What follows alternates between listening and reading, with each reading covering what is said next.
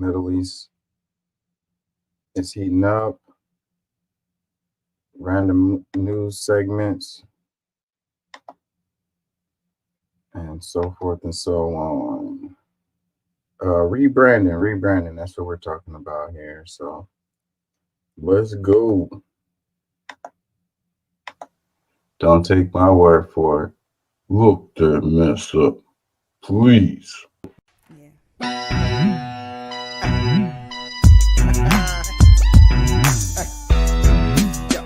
Yeah, you know what I'm saying? KCE, King Chaka. An educated and united public cannot be controlled. Get organized. Learn to be active.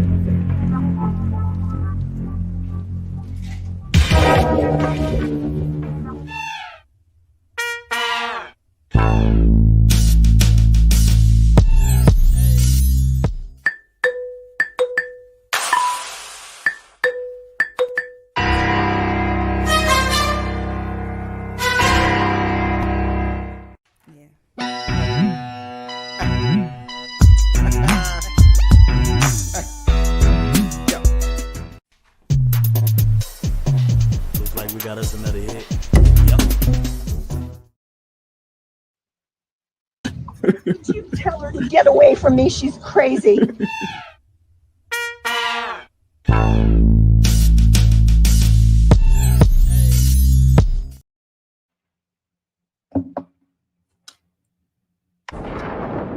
Choose your destiny.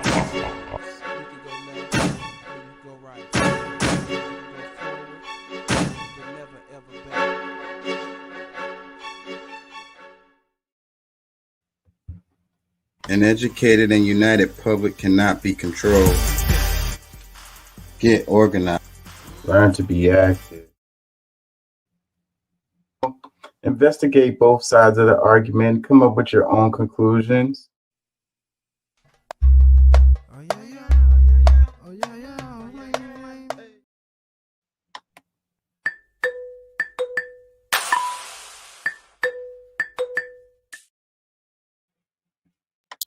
Yeah, you know what I'm saying? KCE, King Chaka.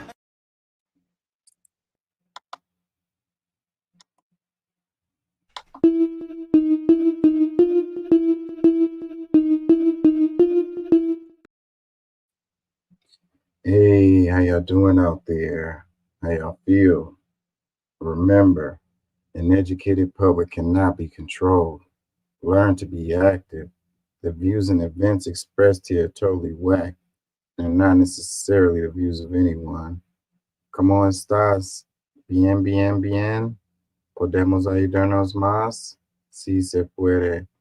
Don't take my word for it. Look that mess up, please, for your own benefit. You guys that watch the show all the time regularly, if I would really appreciate some comments or feedback about what you like about the show and what bothers you about the show, because I'm in the process of like rebranding, if you will. And I don't want to give up or whatever. I feel like changing people's minds is not working, if you will. I mean, I guess it took me forever to come around to that, but yeah, like reaching people is not working. Okay. So like, I want to go at this in a different way. So, and I'm not sure which direction I want to go in, but I do want to focus on like news heavy stuff. Like the format's not going to change that much, but like I say, if you guys could help me out, it would help me out a lot. Just leave some comments and let me know what you like about the show and what you don't like about the show, or whatever, what could be improved or whatever. I would really appreciate that. With that said, I'm going to skip the monologues. I think that's one of the things I'm going to change. So I want to get into some random news. Check this. We learn better when we learn together. We learn better when we learn together. So yeah, let's go into this news story right here.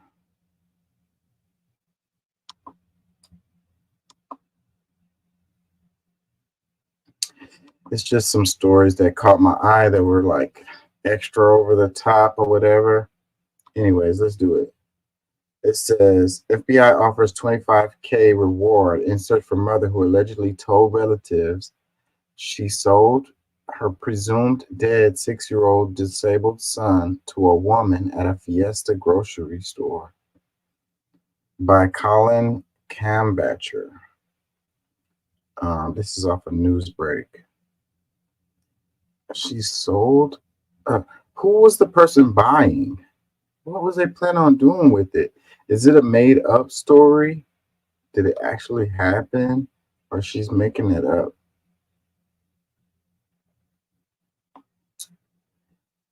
The caption, it says left Noel Rodriguez Alvarez, Everman Police Department, right? Cindy Rodriguez, scene, FBI. FBI is on her butt, so they're coming. It says federal authorities have upped the ante in a long, frustrating case of a woman wanted for the disappearance and the presumed death of Noel Rodriguez Alvarez, her 6-year-old disabled son. On Thursday, the Dallas FBI announced they issued an unlawful flight to avoid prosecution warrant for Cindy Rodriguez Singh, along with a $25,000 reward for information leading to her capture. Cindy Rodriguez Singh is wanted for allegedly murdering her own son.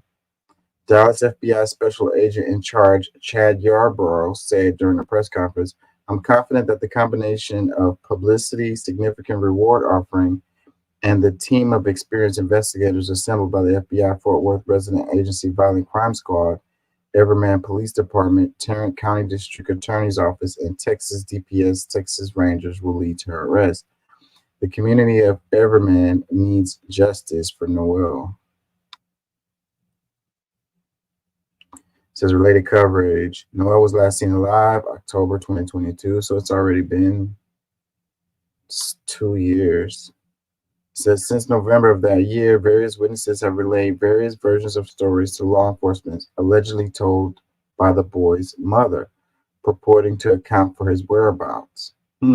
So yeah, that stuff at the top is probably one of those stories. In March 2023, his entire family fled to India. Law enforcement previously learned that Rodriguez Singh boarded an international flight bound for India 2 days before an Amber Alert was issued about Noel's disappearance.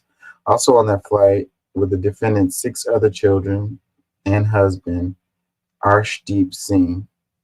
Theories that supported the notion the boy was still alive, however, were quickly replaced by the conviction that he had died, somehow at the hands of his own mother.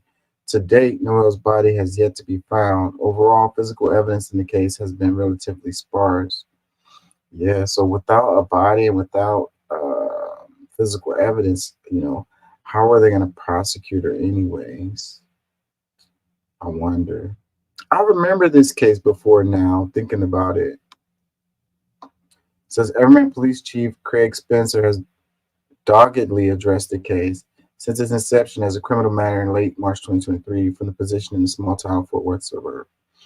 During a press conference, the police chief said he was confident the reward money offered would undoubtedly generate new leads, according to the report by Fort Worth. Blah, blah, blah. The work on this case has never stopped. That's evident today, Spencer said. As you can see, we're truly unified with the common goal of seeking justice for Noel and sharing the message that there is no such thing as a throwaway child. What a terrible story. On March 20th, 2023, Child Protective Services agents relayed information that Noel had not been seen in a month. Once officers made contact with the boy's mother, she said her son had been living with his biological father in Mexico since November 2022. At the time, the mother's word and provision of the father's contact information was enough to preclude further investigation, police said. They didn't call the dad and be like, "Hey, is the kid over there with you?" 3 days later, Child Protective agents followed up with police and said they received additional information from the other family members who indicated the boy's whereabouts were unknown and expressed significant concerns for his welfare, the police chief said. Officers picked up the case again, eventually locating Noel's biological father, who said the boy was not, in fact, living with him in Mexico. Rather, the father said he had been deported before he ever met his son. Since the Rodriguez Singh family rushed flight out of the country, a steady drip of sad and troubling developments seemingly confirmed the community's held fears in Everman. So I guess that's why they're making this a big story now, is because they really want to, find this lady.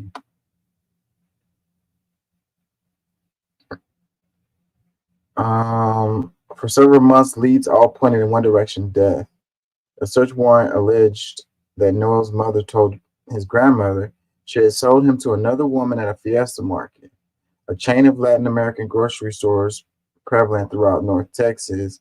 When announcing that warrant, Spencer said the boy's mother had in the days leading to his death described Noel as evil, possessed, or having a demon in him. Mm.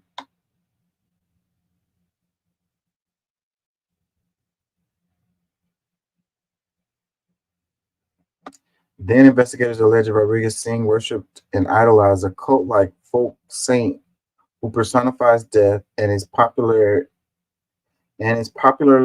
thought to favor the activities of violent drug cartels, citing such claims as very important to the case of the missing boy. Although it had been more or less clear to law enforcement for months that Rodriguez Singh was behind the boy's disappearance, grand jurors only formalized this suspicion in October 2023. Damn, so it took them like a whole year. Let's finish this up. Where did I start? On October 30th, 2023, Rodriguez Singh was indicted in Tarrant County on one count of capital murder, two counts of injury to a child, and one count of abandoning a child without intent to return. Months passed. Eventually, leads ran out. The UFAP warrant was issued. Still no luck. Now the FBI is offering incentives. He's a 6-year-old child murdered by his mother, and anyone who does not have compassion for that and having justice for Noel, hopefully that alone will lead to them calling, Yarborough said. The police chief echoed the gravity of the situation. The immediate capture of Cindy Rodriguez Singh is so incredibly important in the interest of justice, the safety of our communities, as well as the safety of other children in her custody, Spencer said. Noel's one-time foster mother also spoke up about the case this week in an interview with Dallas-based ABC affiliate. It says, Cindy, I think you need to come back, turn yourself in, and face the consequences of what you've done. She told the TV station, it's not too late to tell you what you know during the discussion. If she freaking went to India, then she's gone, bro. I mean, if she doesn't ever come back to the States, I don't know how would they possibly catch her. That 25K is not going to do anything. Oh, what a terrible story.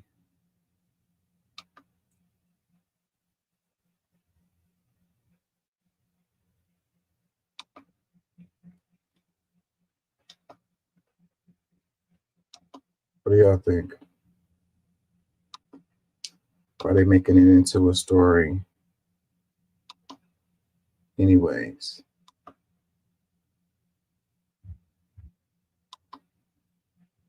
Do y'all think they're going to find her? I'm looking for this other story and it's not popping up.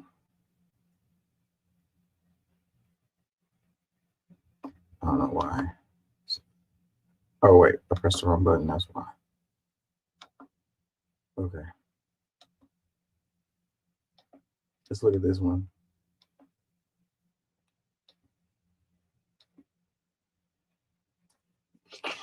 It says, is this the story? Publisher's website. So it's Click to Houston. Okay. My bad. Let's go to that.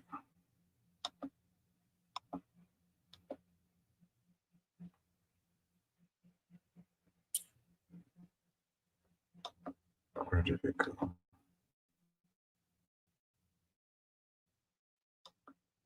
Okay, here we go. It says former Houston Methodist nurse sent to jail, loses license for stealing drugs. I think this is the one where the lady was like, she was doping up. How old is this? Is this the same one? Published August 31st, 2024. Holly Galvin Pulsey, digital content producer. What does digital content producer mean? Like they didn't really write it, they just they used AI? Former Houston Methodist nurse sent to jail, loses license for stealing drugs. Let's read this.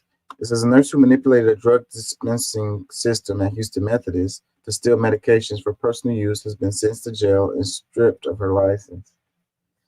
Alexis Joanne McNeely has permanently surrendered her Texas nursing license after being sentenced to 120 days in Harris County Jail for stealing drugs intended for patients. Following her jail term, she was served 4 years of probation, according to District Attorney Kim Ogg. So she'll do 120 days and then she'll do 4 years of probation. She'll probably be clean at that point, huh? Ain't gonna lie, it's probably the best thing for her. If she's on them drugs so heavy that she's like doing stuff like this, she probably needs to, you know.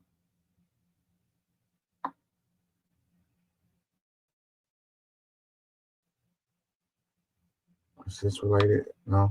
It says McNeely, 25, was arrested last year for manipulating medication dispensing system at the Texas Medical Center to steal drugs for personal use. She would empty vials using a syringe, refill them with saline, and return them to the dispenser. Surveillance footage also captured her injecting fentanyl into her hand.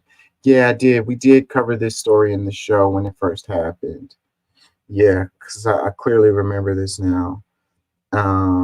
Yeah, so that's really messed up. Somebody is in pain and they're in the hospital, and the doctors come and they shoot them up, and then the person says, "Hey, this stuff isn't working, man. I'm still feeling a lot of pain." They're like, "Man, we just gave you like 4 cc's. Like, you should be good." Like, man, it's not working. I'm hurting. I mean, it's not really funny, but it's like it's a really terrible situation because the doctor is, or the nurse or whatever, how are they gonna believe them? They might think that they're just trying to get drugs or whatever. You know what I mean? Like, that's so terrible. There's no way for them to determine how much pain that you're in. Like, they know that certain things are gonna hurt, but they don't know if the medication is actually working or not. You know what I mean? So if it's saline in the thing and you're not getting any drugs at all, and you're sitting there in pain, what if they're finna do some kind of surgery or something, or some kind of, ooh, man, you be sitting there getting surgery done on you without no drugs. It says the investigation revealed that McNeely had stolen fentanyl and hydromorphine multiple times between April 20th and May 10th, 2023. Houston Methodist discovered the crime after a supervisor noticed suspicious vials during a drug audit. Testing confirmed the medication had been replaced with saline, leading to McNeely's arrest. Oh, man, I wonder how long it took him to really freaking discover it. April to May. That's only about a month. But says McNeely admitted to similar behavior at Baylor University Medical Center in Dallas, where she was previously fired after a drug test returned positive for morphine, hydromorphone, and marijuana. Our job is to protect the community, and in this case, it means ensuring that this woman never be allowed to be a nurse again, Ock said. Being a nurse or any healthcare worker carries an incredible amount of responsibility, and anyone who does not maintain the highest level of integrity should not be allowed to work in that field. Assistant District Attorney Michael Eber, who prosecuted the case, emphasized the importance of ensuring McNeely never practiced nursing again. She pleaded guilty to 2 counts of diversion of controlled substance and was taken into custody immediately, though she could have faced up to 2 years in state jail. The agreement allows for probation for supervision and rehabilitative treatment. Man, there's some people out here They hard up. You call yourself a professional if you're a nurse. You had to go to school, get your licenses and stuff.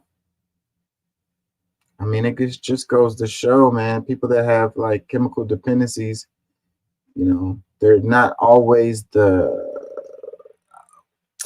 traditional, like stereotypical person.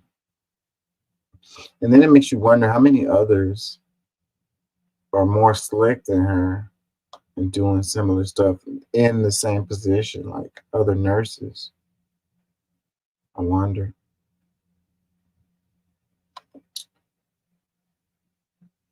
Let's see. Let's go on to another one.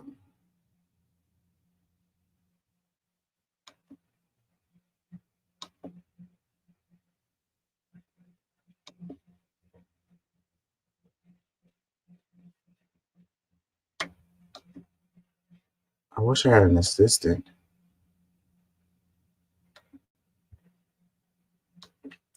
but I don't. One man show here.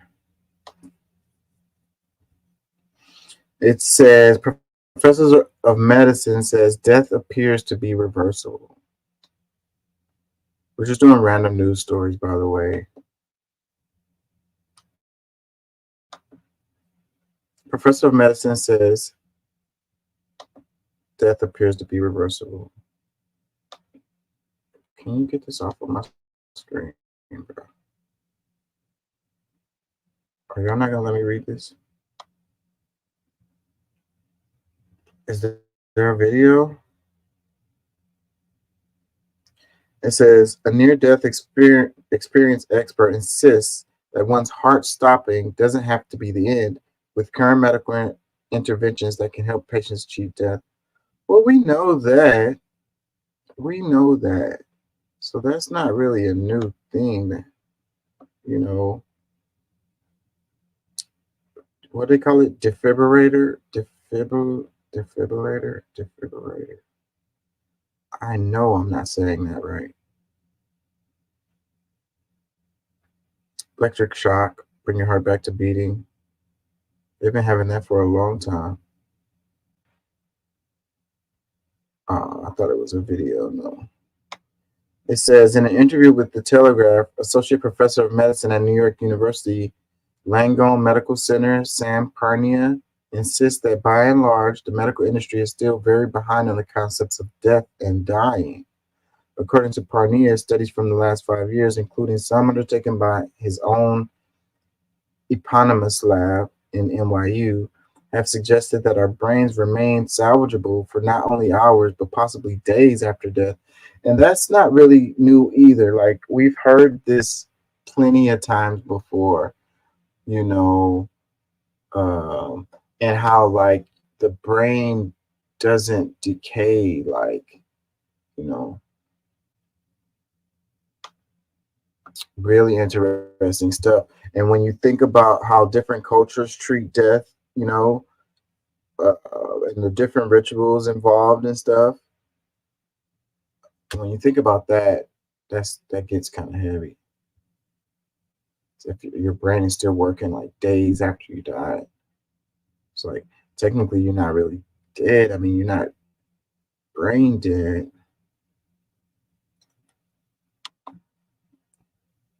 It says in one such Parnia lab study from last year, for instance, researchers found that some cardiac arrest patients had memories of their death experience up to an hour after their heart had stopped.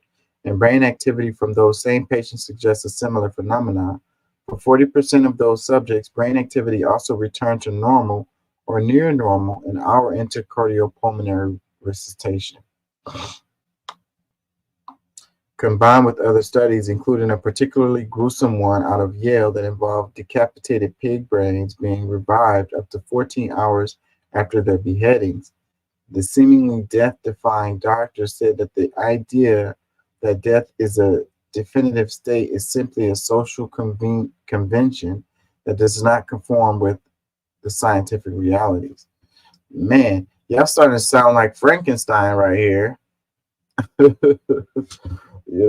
That was a horror fiction, y'all. Don't be trying to make that into something that's real. I mean, if I can remember correctly, the it didn't end well. It says if we remove that social label that makes us think everything stops and look at it objectively, death is basically an injury process. Bernier told the Telegraph.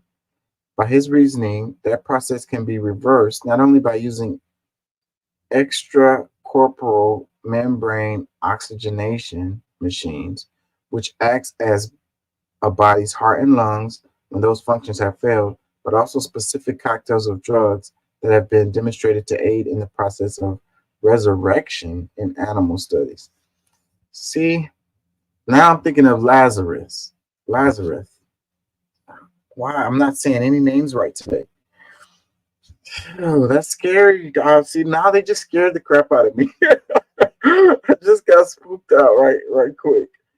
Um, Yeah, so we know, a lot of people. So when people are being kept alive, and like the family has to make the decision to pull the plug or whatever, unplug folks or whatever, and in that situation, are the people alive or not? Is a good question, you know because if it's taking those machines to keep them alive, are they alive or not? But then there's cases. I remember a story about one where they were going to pull the plug on this guy, and the dad, I think it was the dad of the patient, wouldn't let them do it. Like he pulled out a knife or something and like barricaded himself in the room with them because he told them that his son had squeezed his hand, and they didn't believe him or whatever. They were gonna pull the plug,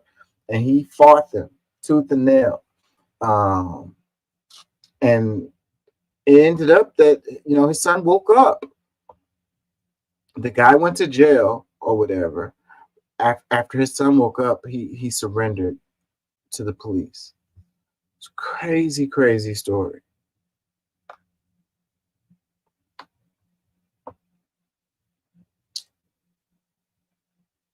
It says Prania told the British newspaper that he believed his team is the only one in the world giving patients these so-called CPR cocktails, which can include epinephrine, the diabetes drug metformin, vitamin C, the antidiuretic drug vasopressin, and the fatigue supplement sobutiamine to cardiac arrest patients in efforts to revive them. The 52-year-old doctor is so confident in his approach that he's taken to telling people that given his age and gender, he's likely going to have a cardiac arrest soon, and that he shouldn't have to die then when interventions like ECMO and CPR cocktails are at his disposal. Yep, now I'm starting to think of the movie Flatliners, where the doctors were playing with it. It says, if I have a heart attack and die tomorrow, why should I stay dead? The death defier asked the newspaper. That's not necessary anymore. Obviously, Pernia's idea of post death revival is extremely dependent upon timing, but if he has his way, we might start seeing beyond death less as a final frontier and more as something reversible in its immediate aftermath or even beyond. So, but no, when you have like a there's all different kinds of heart attacks, right? You know, pulmonary embolism or whatever. Like, there's damage that was done, So, they could say they could bring you back or whatever, but your body, that damage is still done. So the reason why you died was because your body could no longer function because the damage was too much. So you'd have to repair that damage. So I guess if you put them in a like some kind of homeostasis, some kind of state while you're doing like some kind of surgeries to repair the damages and then bring them back. But see, there's a whole lot of stuff going on here. There's ethics, there's like I say, there's surgeries that's gonna need they're gonna need to be done immediately too. Like the more you wait, then the more your body's gonna start deteriorating. You know, and oxygen going to your cells, you know, blood pumping through your veins. Your system is not designed to stop and start again. Like that is not how your system is designed. So I could see all kinds of problems that you wouldn't even be able to foresee, you know, once you start it again or whatever. So, but if you had those machines on you, you had something making your heart pump, you had something brings oxygen into your body, and then they were doing the surgeries to repair whatever damage happened when you had the heart attack, then I could see it. But then in that situation, you didn't really die. So, what's going to happen? Us moving into the future, one of the things with the abortion argument is, when does life start? Is it at conception? Is, is that a life at conception? When does that moment happen? And so I think that as we move forward in science, that's something that's going to be debated, and maybe we can come to some kind of general consensus on that. And then I think the same thing will be true with the death, actually determining when they're actually dead. You know what I mean? Like, I think that's gonna be the new frontier with with science as far as biological biological science. When does life actually begin and when does it actually end? Like, because in science they want to be so precise and so specific. you know Maybe it's not for us to know that specific moment or whatever. And then maybe it'll always be debated, no matter how much our technology improves. Maybe we'll still be arguing about when does life start and when does it end or whatever, when you're dead and when you're alive. Is it a clump of cells, zygote? Is it a little baby? you know if they're hooked up to machines and the machines are keeping their blood, their heart pumping and oxygen coming into their body, are they alive?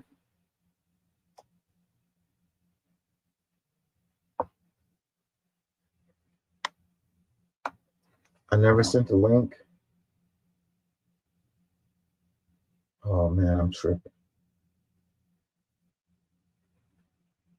One second, sure.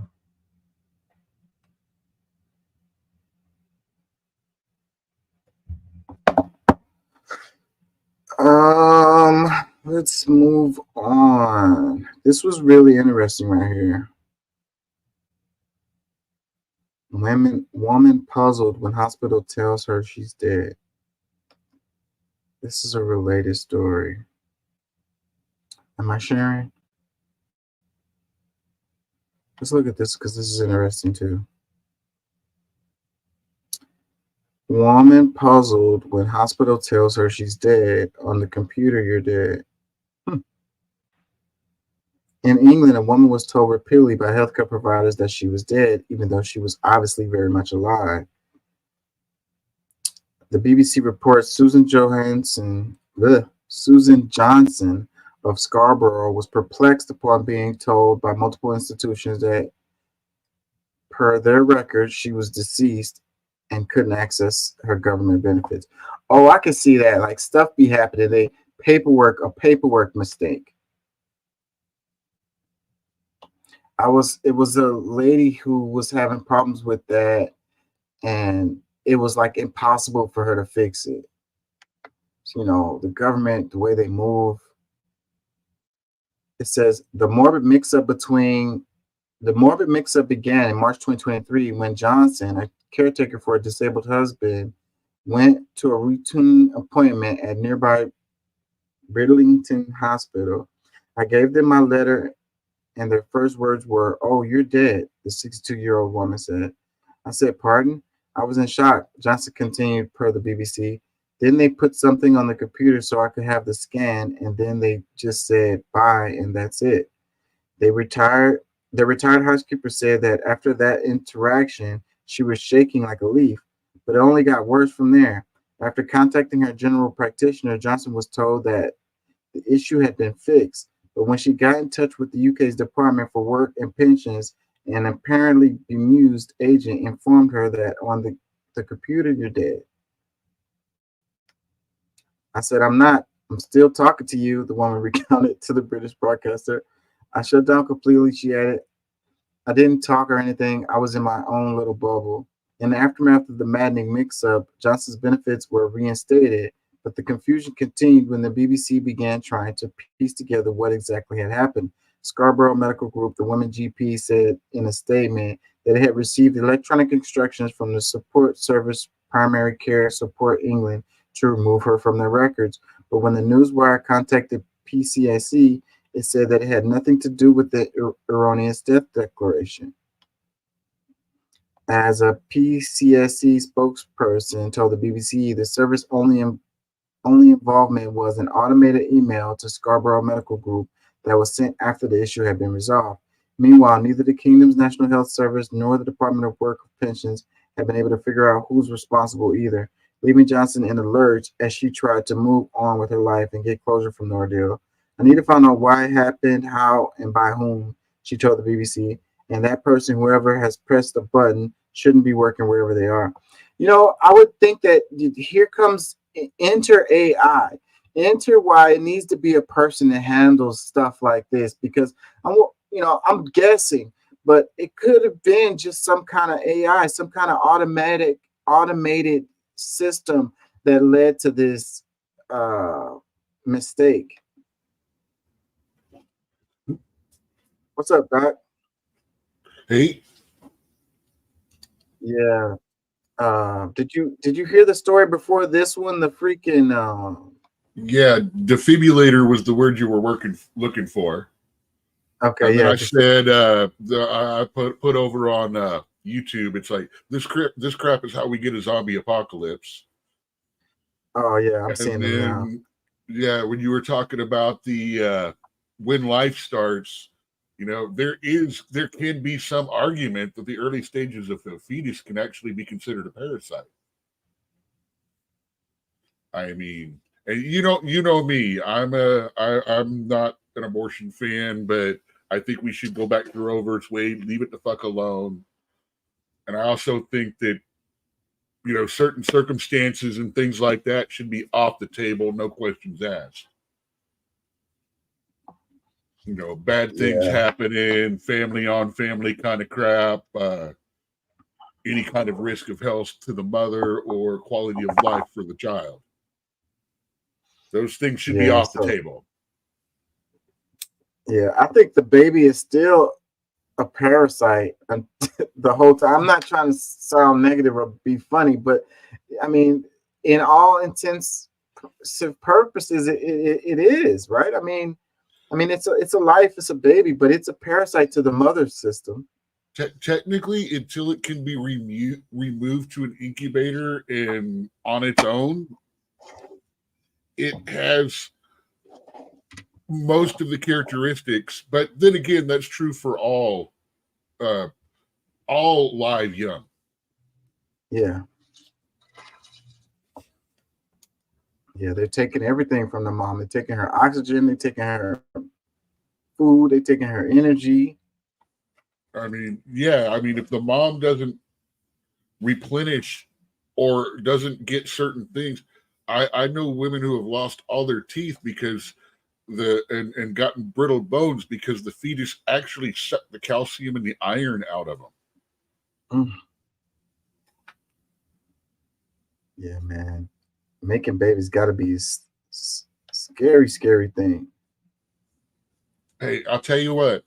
If men were the one that had babies, I guarantee you that there would be a lower population on this fucking planet. Yeah, because Men can't handle that kind of pain. They can't handle that shit. mm-mm. Don't even have no desire. They're gonna be like, what? Nah, no kids. I'm not having no kids. I guarantee you there'd be about probably about 60-70% of the population instead of where we're at. Yeah, a lot less for sure. And that's just because some guys are freaking freaks for pain. Yeah, yeah. I don't like pain. No, I'm allergic to it. I break out in screams every time.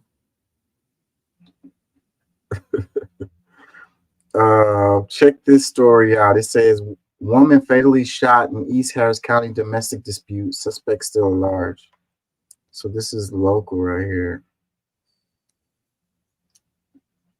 And we're gonna be able to watch. Are we gonna be able to see this? Okay. It says a late night dispute in East Harris County resulted in tragedy, leaving a woman dead and a law enforcement searching for her estranged husband, who is believed to be the shooter. According to information obtained from the Click to Houston report, the Harris County Sheriff's deputies arrived at the scene near Perry Street and Harris Street around 11:30 p.m. on Friday. The encounter escalated into violence, during which the woman was fatally shot. And I tell my daughter all the time, like, the murders. It's always a sibling, a significant other, a friend. Mom, uncle, cousin. It's most of the time that's what it is. So, So that's like, Baytown. being afraid of a stranger, afraid of a stranger murdering you when the statistics say it's most likely to be your spouse or your boyfriend, your girlfriend, your friend, brother, sister, uncle, mother, mom. Is that before fleeing the scene, her estranged husband fired the shots when the woman who was at home with her boyfriend was involved in an argument with him. The authorities' pursuit of the suspect has intensified as the local community is reckoning with the rare outbursts of violence in what officials describe as typically quiet area. Still at large, the suspect's details remain withheld by the police. The Harris County Sheriff's Office shared via X that deputies responded to the incident at a residence in 2400 block of Perry, where they discovered the deceased woman with gunshot wounds. The post from Sheriff Ed Gonzalez confirmed that investigators were en route following the grim discovery. In East Harris County, deputies responded to the shooting at the residence located at 2400 block of Perry. A deceased female with gunshot wounds was found inside the residence. Investigators are en route. So Sergeant Miller from the Harris County Sheriff's Office told Click to Houston this particular neighborhood is an older established neighborhood, probably about 500 homes, somewhat affluent. This type of stuff doesn't happen over here in this area pretty often. So we kind of believe that this might be an isolated deal. It's not something that we think that it was just a Yeah. random deal. Okay. It's her estranged husband, which means they're not divorced. They're still married. He pops up. She's got the guy in the house. Yeah. Husband shoots her. Yeah. Sounds like a jealousy thing to me. That stuff doesn't tend to spill out into the streets or have repeat. Yeah. Yeah. It says in a And community that's a accustomed. very Texan thing to happen too. Yeah. I mean, I think that it would happen in all kinds of places, but Texas, we got so much access to weapons. I mean, everybody. Oh, it What has I've been saying nothing is to like, if it's do. an It's old got lady, nothing to do with access to weapons. Don't even fucking start trying to spin it that way. I'm just saying, bro. Let me read on. It says, in a Okay, community so he accustomed to would have been such. stabbed to death in fucking England. Whatever. Story is still the same. Doesn't matter the Yeah. weapon used. That's just nitpicking for a fucking political fucking statement. Let me read on. It says, in a community accustomed to such incidents, unaccustomed to such incidents, the efforts Come to on. contact her two children to relay the tragic news about the woman in her 40s continue. So that's the end of it. Yeah, that's what it sounds like. Just a rage moment. Sometimes people they maybe don't even, really want to do whatever it is, they're just kind of like having a moment and it just kind of takes over and they're just like, Well, estranged could mean a lot of different things too. They could be broken up, they could be separated. He could have been telling him, hey, yeah, maybe talk, they may be in process for divorce. They may be fighting over it. I'm just glad that according to what we see so far, there aren't no kids involved. Because if there's kids involved, those kids would have lost both of their parents right there. Because he going to jail. yeah. He came over with a weapon. He ended her. He going to jail. Yeah, eventually they're gonna find him. And he gonna get his butt kicked in jail because he ended a woman. Shoot, I did the wrong one. Hold on.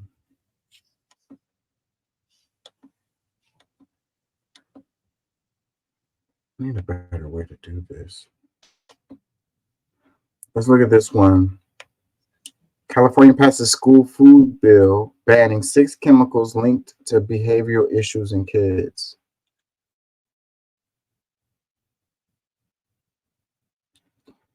The California legislature has sent to the governor's desk a bill to ban 6 artificial dyes from use in public school foods. It's not going far enough, if you ask me. Let's read this.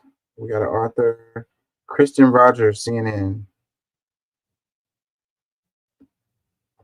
It says the California legislature has passed a bill with bipartisan support banning the use of red dye number 40 and 5 other chemicals in foods served at public schools. On Thursday, the Golden State became the first in the country to pass a bill that, if signed into law, will forbid the use of the ingredients found in some popular cereals, ice creams, drinks, candy, ice pops, cheese-flavored chips, jellies, and more. According to the Environmental Working Group, a nonprofit environmental health organization that co-sponsored the law with Consumer Reports. It says, known as the California School Food Safety Act and introduced by the Democratic Assembly. What the freak? I don't want to create an account, bro. I just read the article. Am I still sharing?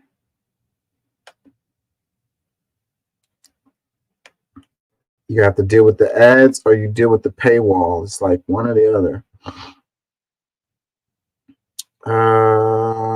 Where did I start?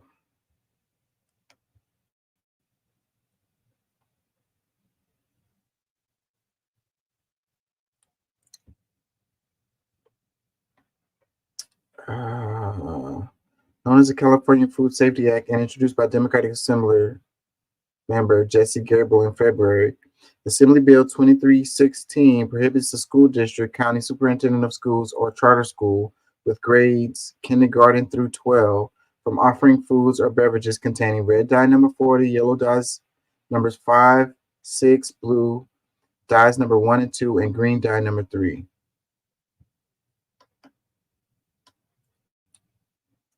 California Governor Gavin Newsom, a Democrat, has until September 30th to sign into the law the bill that, if legalized, would be enacted on December 31st, 2027. Dang, that's a long way away. California is the home to the largest school system in the nation with more than 6.3 million students and 10,000 schools. Tony Thurman, State Superintendent of Public Instruction and bill co-sponsor, said in a news briefing hosted by EWG on August 6, the bill stems from concerns these dyes would harm children's ability to learn, as they have been linked to behavioral difficulties and decreased attention among children, according to a 2021 study by the California Office of Environmental Health Hazard Assessment. The law is important to me as a parent. It's important to me as somebody who struggled with ADHD as a child, and it's important to me as a parent of a child who is struggling with ADHD, Gabriel said in the briefing. We know that the synthetic food dyes that are targeted by this bill can cause harm for all kids, but we know that there are especially pronounced impact on a lot of our young people with ADHD and other challenges. Gabriel and EWG said that though new science is available, the U.S. Food and Drug Administration's current regulations of dye in food is based on research that 35 to 70 years old. Researching the safety of chemicals in food now, as new relevant data become available, is a priority for the FDA, the agency said in a statement. The FDA has reviewed the research on the effects of colored additives on children's behavior, including the literature review cited by the bill. The totality of scientific evidence shows that the most children have no adverse effects when consuming foods containing color additives, but some evidence suggests that certain children may be sensitive to them. So they're saying only certain children. Hmm. In addition to the FDA's own evaluation, the agency also supports and participates in international risk assessment conducted under the Joint Food and Agriculture Organization, the United States World Health Organization Expert Committee on Food Additives. This story makes me think about how, like, in the political news, they were talking about, what were they saying? I freaking lost it now. Was it RFK? Was it Trump? They were talking about you know, doing coming up with some kind of legislation related to the food. I can't think of what the story is I'm thinking of right now. Like, it's slipping my mind. But that was coming from the Republican side. But this is, coming out of California, and these are the Democrats actually passing some kind of legislation. Well, But see, I got two different directions on this particular thing right now. One, it's tokenism. They're doing this stuff, and even up there, it admitted that it's kind of sort of linked, but they're not really sure. It may affect more kids than others if it really does affect them that much. But the truth is, I'm okay with getting rid of that stuff anyway, because if you look at it, every one of those is on the UK's ban list too. I mean, but it's just tokenism until they want to.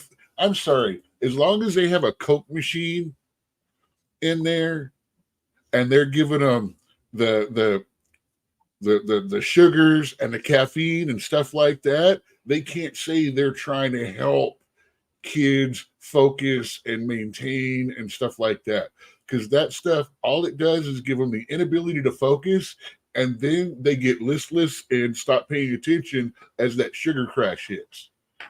yeah, So I I mean that. I agree with you on that completely. They did say something about drinks, but they were still only talking about the dyes. Right. So So until they ban the sugar and the caffeine, and no offense, this means chocolate candy bars too. There's more caffeine in those than you realize. Plus they're pure sugar. I mean, until they start doing that, then this is all just games. And as soon as I saw the WHO involved in it, now I'm like, yeah, now I'm really shy about it. Just because, I really am a fan of trusting them after the last few years. yeah, Say as soon as I see their name involved, I'm like, oh, is there money that we need to look up and find out what's going on with? Say, is someone getting paid to do this or not do this?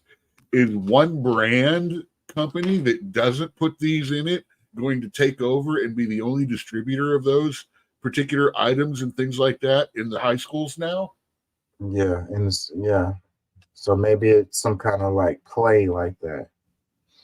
Um, this is saying what you were saying. Let me read this. It says, if Newsom signs the bill, the decision will render the United States food environment more in alignment with that of the European Union, where products, including these dyes, are required to have a warning label saying those products could harm young people, Gabriel added.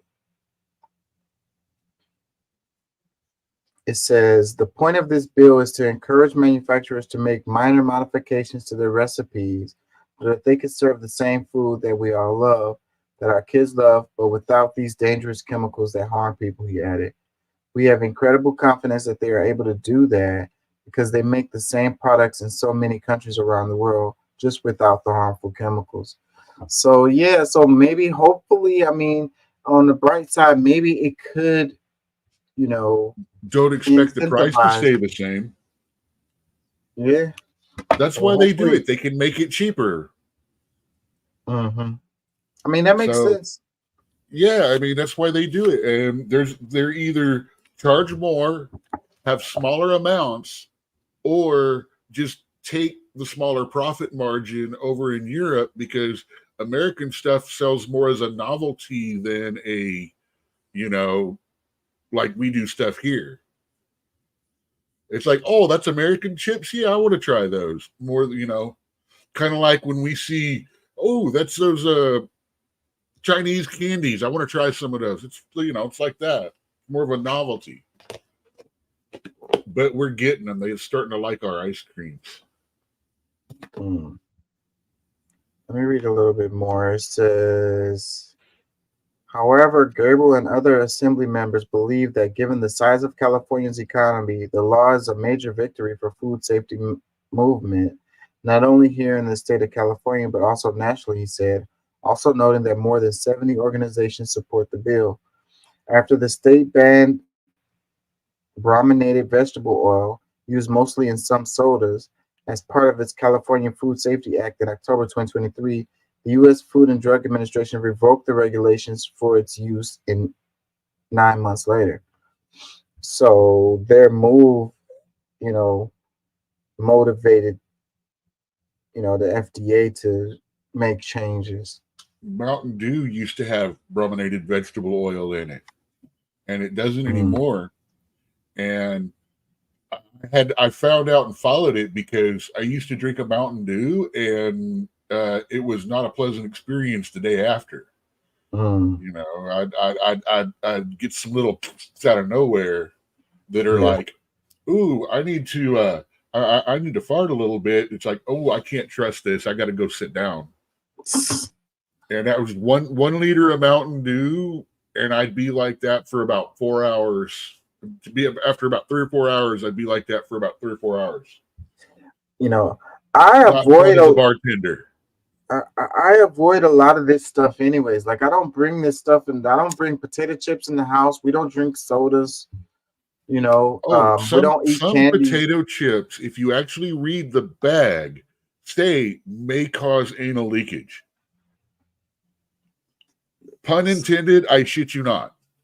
I've actually seen it with my own eyes on a bag because I lost $20 on it. Because he said, those chips make you ooze in your booty, and I'm like, what you mean? It's like he says, yeah, they cause some leakage, and I'm like, no, they don't. He says, I'll bet you $20 they do. I'm like, okay. Says, read the back of the bag. I did, and it's like I just threw them away right there. I didn't even eat another one. I haven't eaten them since. Yeah, so I think us talking about the food dye number 5 or whatever. At the end of the day, these processed foods are going to be terrible regardless, and it's probably best to just avoid them overall. Even though it's a good thing for them to do these things, is Yeah, what I'm saying is for us, we need to be very wary about consuming any of this stuff. and read your potato chip bag. Let me read a little more of this. It says, avoiding these chemicals in food. It says, if you're concerned about the potential impacts of these dyes on your child's health, you can help them avoid them by checking the ingredients list of any products you buy, experts said, particularly packaged foods, which are typically ultra processed and thus are more likely to include artificial dyes, according to the EWG. And this is a thing that I've noticed that happens when you see the people that are reading people are reading the ingredients list more nowadays. You can see you walk down the aisles and you see people really really reading that stuff. But see, it's not just in the ingredients list that you see little warnings like that. You have to look at the other little boxes and things. Or they'll put it at the very end of the ingredients list after your brain is already so foggy with all of these consonants and syllables and words that are actually seem to be more fake than the stuff that's inside the box. Yeah. And, by then your brain is numb. So you just, no, wait, anal what? It's like, whoa, that wasn't part of the deal. I just wanted something to dip in some salsa. I didn't want it Let to me read a make little bit. salsa. That's terrible. It says you can also try Yeah. alternatives with those ingredients. It says foods that are USDA certified organic, for example, can't contain artificial food dye. Cut back on sodas, juices, or sports drinks that might contain them as well. Offering kids substitutes may be more effective than flat out denial of something they're craving. I don't know, man. They need, Mm. that it's we get addicted to these chemicals, and then our body does crave them. But if we don't ever get addicted to them, or if we just cold turkey cut it out, then we won't crave them. Just You go know. back to Kool-Aid, the original red dye. Mm, Say, you got sugar? Well, no, because even those are all full of. They're even crazier with chemicals now. They used to be pretty much straight, just dehydrated flavor packet, quote yeah, unquote. yeah. I can't. I stopped drinking Kool Aid years and years ago when I realized it made my stomach hurt. I couldn't do it. There's other brands that are better than Kool-Aid, a lot. Weiler's was better for a longest time than Kool-Aid, but everyone's used to the Kool-Aid particular flavor that they have. Yeah, I mean, whichever one was that grew up, or whichever one hit your memory from back in the day, that's what you remember is Kool-Aid. yeah. They have those little packages that people put into the water bottles or whatever. My mom likes to drink those, but I don't. They taste They weird. have like a, yeah. They taste weird. It feels like it's a lot of salt in them. If you take a look, most of them have aspartame in them. Aspartame is a sweetener that's used. You can get it in powder form and stuff like that. It's in most diet drinks. That's that weird chemically taste that's in almost every diet drink that tastes the same. That little aftertaste that tastes the same for no matter what diet drink you drink. And it actually is known to give people migraines, of which I am one of those people. If I Yeah, drink more than about 12 ounces of a diet screw soda, that. I will end up with a migraine within the next couple of hours. Yeah, I don't drink any of those. I don't like those artificial sweeteners. If I'm gonna do sugar, I'm just gonna do sugar, and just limit the amount. But I'm not gonna do a substitute sugar. Sugar in the raw is one of the best. It's actually better than white sugar, but it is a little off and requires getting used to it. But it doesn't go through the bleaching process, so it's still kind of in its brown color, and it's sugar in the raw. It's not bleached and processed like regular sugar is, and it's better for you, and it's actually a little bit sweeter because it still has all of its original moisture from the sugar cane and stuff in it. It's got that brown coloring instead of being bleached out, so it worth Yeah, I know trying. exactly. I know It's exactly the what you're brown talking for waiters out there. It's the brown package. about. I want to say back in the days that was the cheaper sugar. No, well, it was cheaper when you're buying bulk and stuff like that, but since it got really popular in the 90s, it now is more expensive than regular sugar to get all the one that's got less processing. But to be fair, it's not made in a large of a batch either. So, when you do 80 tons of sugar and bleach it and all that, it's going to be cheaper per pound than 8 tons of sugar. Mm.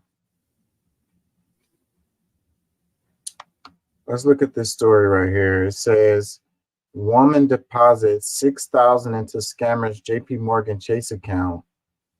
Banking giant says reimbursement not happening. Yeah, man. They get you, bro.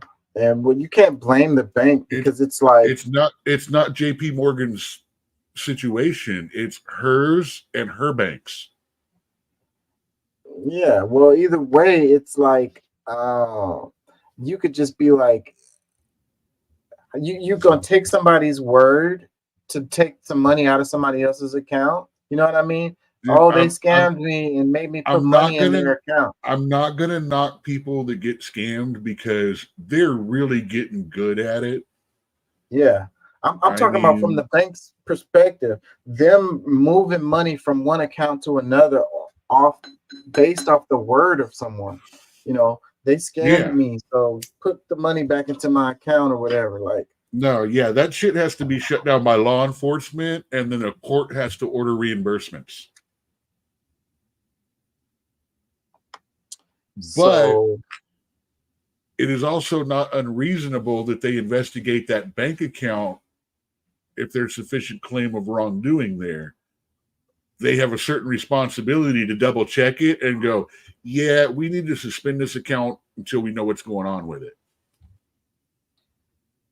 let's read some of this. It says JP Morgan Chase says it's not responsible after an Ohio woman deposited 6,000 directly into a scammer's Chase bank account. The scammer initially called the victim and pretended to be with Huntington Bank, convincing her that a fraudulent transaction would execute if she didn't withdraw the cash from her account. The CBS affiliate Cleveland 19 News cited a police report. After she obtained the cash, the scammer gave her a Chase debit card number, instructing her to add the card to her Apple Wallet. The thief then convinced her to go to Chase ATM, tap the Chase debit card on her Apple Wallet, and deposit the 6,000 into the scammer's Chase account. Once the transaction was complete, the woman says she went home and realized she'd been scammed while talking with the criminal on FaceTime. She said he told her they needed to do a full body scan to verify her identity due to a failed transaction. The woman told police she undressed and spun in circles on FaceTime. When she heard the scammer laughing, that's when she realized it was all a hoax. The victim reported the fraud to the bank and filed the victim reported the fraud to the bank and filed a police report. Although the scammer banked with Chase, the lender says she is responsible for losing the money. He is. It says banks use a combination of automated identity checks, human oversight, and collaboration with law enforcement and one another to detect fraudulent accounts, and their methods are currently being investigated by the Consumer and Financial Protection Bureau.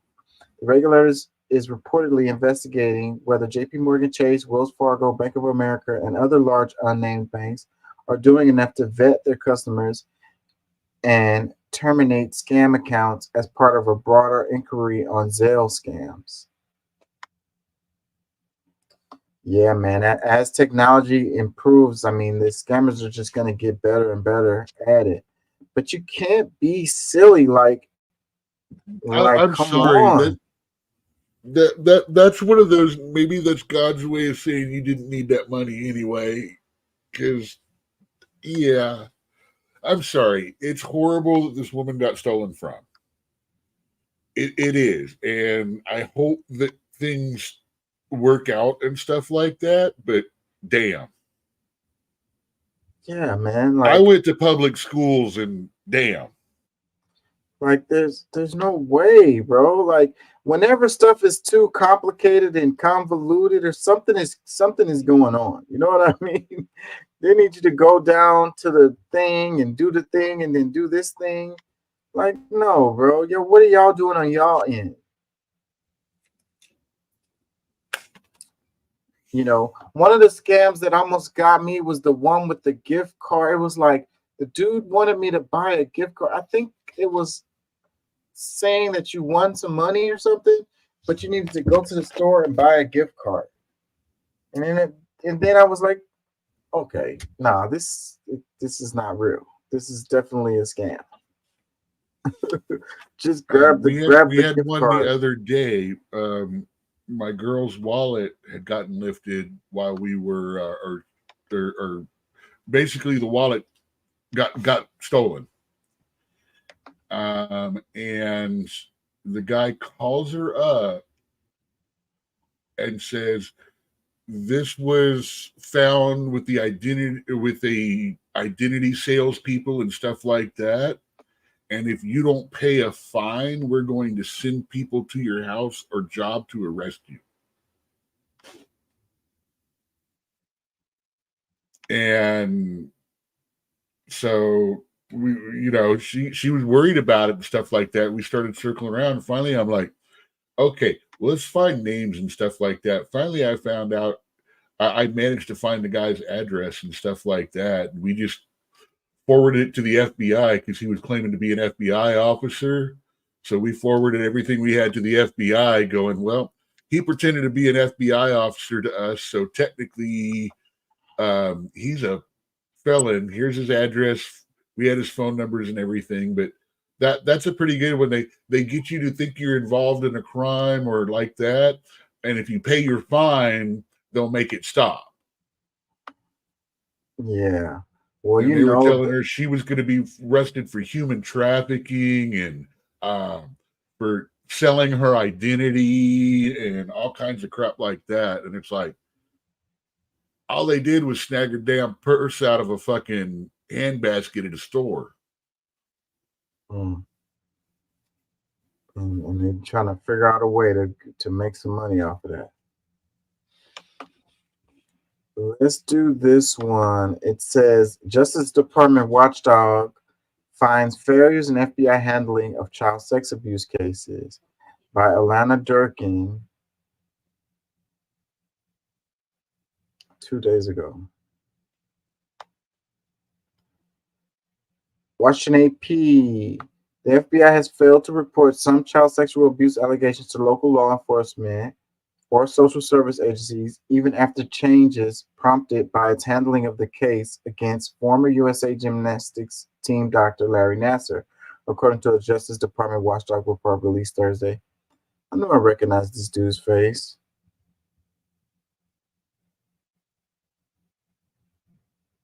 That dude got away for a long time doing that stuff. Like 10, 20 years almost. And the girls, they were telling people that this dude was doing stuff and they didn't believe them. That was Michaela Macaroni and her team were the ones that finally brought him down. Because they got the next year's and previous year's gymnasts they all got together right at the edge of the Me Too movement, and they all got together, and finally there was enough of them. It's like, well, we have no choice but to look into this, and they did, and yeah, he's another one of those that's not going to do well in prison. Let's read on. It says, in a review brought on by FBI failures to promptly investigate Nasser, the Inspector General found serious problems persist that run the risk of child sexual abuse allegations falling through the cracks as overworked agents juggle dozens of cases at a time. In one case, a victim was abused for 15 months after the FBI first received a tip about a registered sex offender, the report said. And that whole thing that got our police chief up out of there and his two top deputies, that happened recently here in Houston. It was related to all of these cases that they wasn't investigated. And a lot of those cases were sexual abuse cases. Thousands of cases. It was like 500,000 cases, some shit like that. Our police chief, why can't I think his name right now? He had to step down as a result of that. he had to retire early. Good. And even afterwards, I was reading the article because he was quiet for the longest after it happened, and then he talked to the press and he was like, it was a lot of stuff going. And he said there's more to this than they're telling you. Like, you know, uh, like he inherited a lot of that. Like he was saying this stuff was going on. They had a code that they were using to put all of these cases in, and it was a code that said, what was it? Inefficient, not enough people to investigate, something like that. Lack of personnel, some shit like that. It was a code that they used every time. See, I And don't understand why fucking people that are out there fucking kitty diddling are not on the priority fucking list. And I don't understand why at this point in time we're not looking at like Florida laws where when one of them gets caught, not with one, but like 8, 10 guys, series been doing it for series, that we don't just out, remove them from the fucking earth. Sorry, this is one of my yeah, let's read on. It like says, my boy says, wood chipper 2024 for people like that. yeah. Let's read on. It says, this report makes clear that the FBI is simply not doing its job when it comes to protecting our children from the monsters among us who stalk them, said John Manley, a lawyer who represents victims of Nassar. Despite years of promises and numerous congressional hearings, it's now clear that the Larry Nassar scandal could happen again today. A senior FBI official acknowledged that the Bureau has made mistakes in investigating crimes against children, but said the vast majority of work has been handled appropriately. Ensuring safety and security of children is not just a priority for the FBI, it is a solemn duty that we are committed to fulfilling with the highest standards. The FBI's efforts combating crimes against children are among the most critical and demanding undertakings we do, the FBI said in a statement. The inquiry follows a scathing 2021 report that found the FBI's failure to take action against Nassar allowed the doctor to continue to prey on victims for months before his 2016 arrest. The FBI put in place many changes, but the Inspector General says more are needed to protect children. In a review of more than 300 cases between 2021 and 2023, the Inspector General flagged 42 cases for the FBI that required immediate action because there was no evidence of recent investigative steps taken or because of other concerns, according to the report. The Inspector General found no. Go ahead. This kind of stuff right here is why, and I'm going to do a left-right thing here.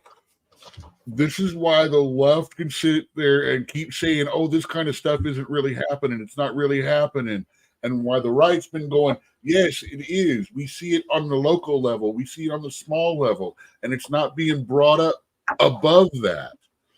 And it's there. It's all, well, we don't see it happen very much. And here we're seeing it. It is. It's much more common than it's believed or the media is covering, because the media has the ability to sit there and go, oh well, this is them. They're handling it. It's going to, and then they're not doing it, which means all of this is out of the statistics. Right. So it makes me think of what happened with the black book of what's his name, the guy who supposedly I didn't killed kill himself. myself guy. Yeah. So well, the girls may not say it, but the America says he was well hung. They're protecting these people who do these things is what I think is happening. You know what I mean? Like, so that's what it is. I mean, that's the only thing that makes sense. Like, we never heard all of that was going on. The only people that got in trouble was him and his girlfriend, right? Did anybody else go to jail related to that? There's been some peripheral stuff, but nothing much. I mean, nothing important. Nothing big. There had to be a lot more people involved in that. And it had to be people who were, partaking of his services, if you will. I think at least half of the staff of the island should be in fucking jail too.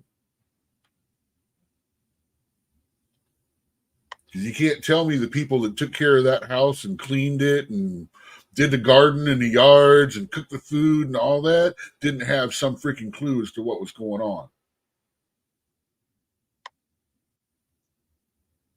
Where did I stop?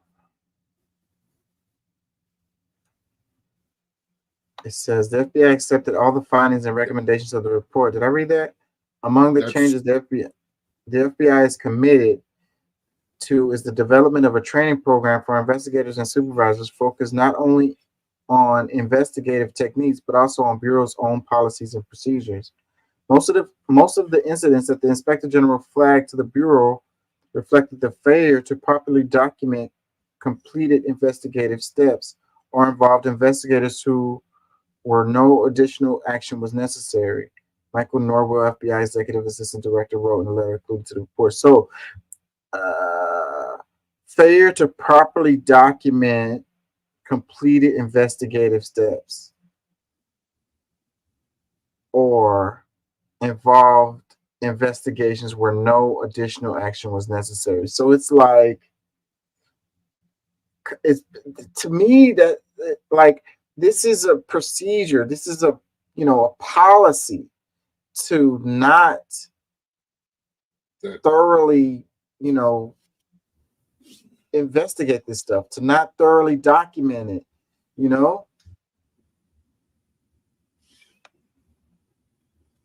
That's the kind of stuff that gets people out on appeals, even though they did the freaking crime. Right, because the damn paperwork wasn't together. I mean, and then they can't be tried for it, even if new evidence comes up saying that they did it. They've been tried, convicted, acquitted, done. They can't be brought back up on the charges again. Some double jeopardy. They got to find some new charge to come up with. Let's read on. It says Senate Judiciary Committee Chairman Dick Durbin said the panel will hold a hearing on the FBI mishandling of child sexual abuse allegations later this year. The FBI's failure enabling Larry Nassar's abuse of young victims continue to remain a stain on the Bureau, the Democrat from Illinois said. Even while acknowledging errors, the FBI stated the overwhelming burden on agents tasked with investigating crimes against children, given the conduct involved, an influx in tips flooding into law enforcement, increased use of encrypted technology to conceal the offense, and budget cuts. When? Freaking don't be, this sound like a bunch of damn excuses. I think they don't make any money off of this. You know what I mean? Like, it's not lucrative. It's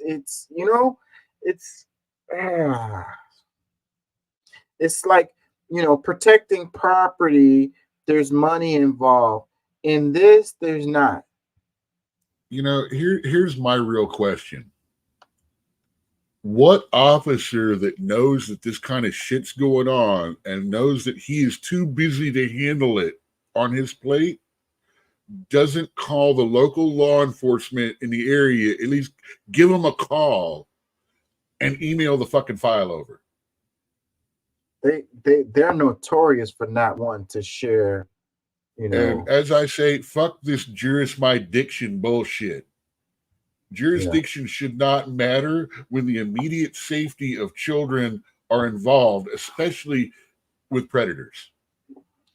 And you probably got those state agencies with thumbs up their butts, like bored. They don't have nothing to do. They're like standing around. Like, they probably would like to have a case like this to be able to work on, something they could sink their teeth into. Some reason to get up, dressed up in their SWAT gear and kick a door in. Let's read on. It says, citing one agent who was juggling about 60 investigations, the Inspector General said special agent must consistently triage their caseload. The Inspector General said the FBI needs to come up with a plan to tackle the growing number of cases to ensure that agents are able to manage the cases on their plate. That sounds like BS to me, man. I'm sorry. Well, why don't you move about half of those officers that are going after political opponents and shit like that over to actual crimes? Let's read on. It says the report released in 2021 faulted the FBI for failing to treat Nasser's case with the utmost seriousness and urgency, and then making numerous errors and violating policies when it did finally swing into action. Nasser pleaded guilty to in 2017 to sexually assaulting gymnasts and other athletes with his hands under the guise of medical treatment for hip and leg injuries. The FBI has described the actions of the officials involved in Nasser's investigation as inexcusable and discredit to the organization. In April, the Justice Department announced a 138.7 million settlement with more than 100 people who accused the FBI grossly mishandling the allegations against Nasser. And guess who pays that? Probably Our us. taxes. Yeah. They don't have any. Technically, the FBI don't have any money. It's not going to come out of their pocket. It's going to come out of the friggin' general fund that our taxes go into, just like all the government lawsuits do. I mean, I'm glad those guys are getting, 13 million apiece and stuff like that. But was it the money they were after, or was it getting a predator put away? I mean, at some point, we got to stop giving out these incredibly crazy amounts. But again, I'm not arguing with it. I'm not saying bad against it, and stuff like that. But we got to start looking at, 100 people, 138 million. Oh, that's like 1.4 million each. Okay, that's reasonable. 1.4 million invested properly would be about $4,000 or $5,000 a month for the rest of their lives. I'm okay with that. Plus, they were all Olympic gymnasts and actually worked hard for our country and themselves. Yeah. A lot of them probably pretty comfortable already. Oh, yeah. Monetarily. Well, after the Olympics, they were. They do well. They get guest spots. But if you look up Olympic athletes and stuff like that, not all of them do well. Yeah. I mean, a lot of them are barely hanging on. Some of our early athletes is as early or as soon back as the 80s and 90s were selling their medals just because they needed money. Yeah. Yeah, I heard some stories like that. Let's look at some headlines. Anyways, let's look at some headlines.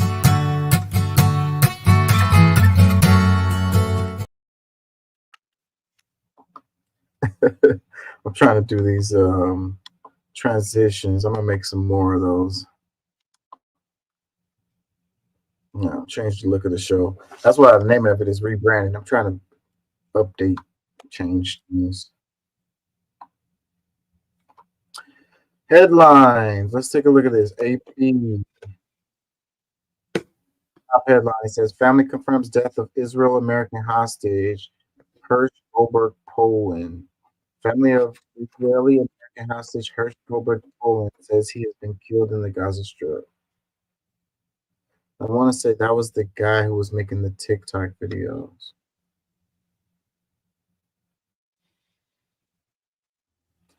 It says Harris calls Trump's appearance at Arlington a political stunt that disrespected sacred ground. Yeah, that thing has been making its rounds like crazy. I really don't know why they make that into such a big story, but I don't know. It's Arlington National Cemetery has long had a policy of no politics, no bullshit. This is about the soldiers. Left side's calling it a political stunt. Right side is flat out. He was requested by some, not all, of those families to take a picture at their gravesite. He should not have done it with the media cameras on him. He should have taken those pictures sent them to the families and stuff like that. Yeah, so some kind of physical confrontation happened as a result of that. The guy who was working there was trying to keep them from taking the pictures. And so, yeah, some kind of physical confrontation happened. But I don't know. I think they're making this more than it is, but it's because we're getting closer and closer to the election. So every little thing now, Anything they can demonize him for, and so she can avoid talking about what her actual policies and stuff are, is in her favor. Because yeah. I'm still waiting to hear anything about what she's really going to do other than wishful thinking so far. Well, they had an interview. I have some clips on that. We I, can go to that in a I minute. But watched. I've watched the interview already. oh, okay. Say, did you watch the interview with JD Vance? I haven't been following none of it Same, closely. same interviewer. You should watch him and see the different disposition from that interviewer and the types of question and the back and forth between the two of them. You really should. Yeah, It's I not really. just it's not just what people are saying on the media, man. You need to see it for yourself. Yeah, I haven't had time. Normally I would have. I probably would have been into it, and I would Dude, have I been watched the whole thoroughly. freaking DNC for you, man, and then you did your show on it when I was still at work. Oh, I'm sorry. Well, I freaking like I say, man. School started, and it's my last semester, and that's my freaking focus, bro. I'm not putting a lot of, and plus, I'm kind of like, I'm tuned out. I'm like, what's the word? I'm like emotionally exhausted, bro, with this politics. Then So stop picking sides and fuck with both of them. I just been avoiding it mostly. I've been watching movies and everything, listening to music, everything but politics lately. Only a little Dude, bit of it. It still goes down my timeline, but I haven't been into it. honestly, with an open mind, I've been trying to convince myself to be open about Kamala and all this. And she's actually, instead of talking me out of voting for an independent, actually voting for the asshole. Mm, She's scared. She's scaring me, man. mm. Let's look at this one. It says RFK Jr. sues North Carolina Elections Board as he seeks to remove his name from the ballot.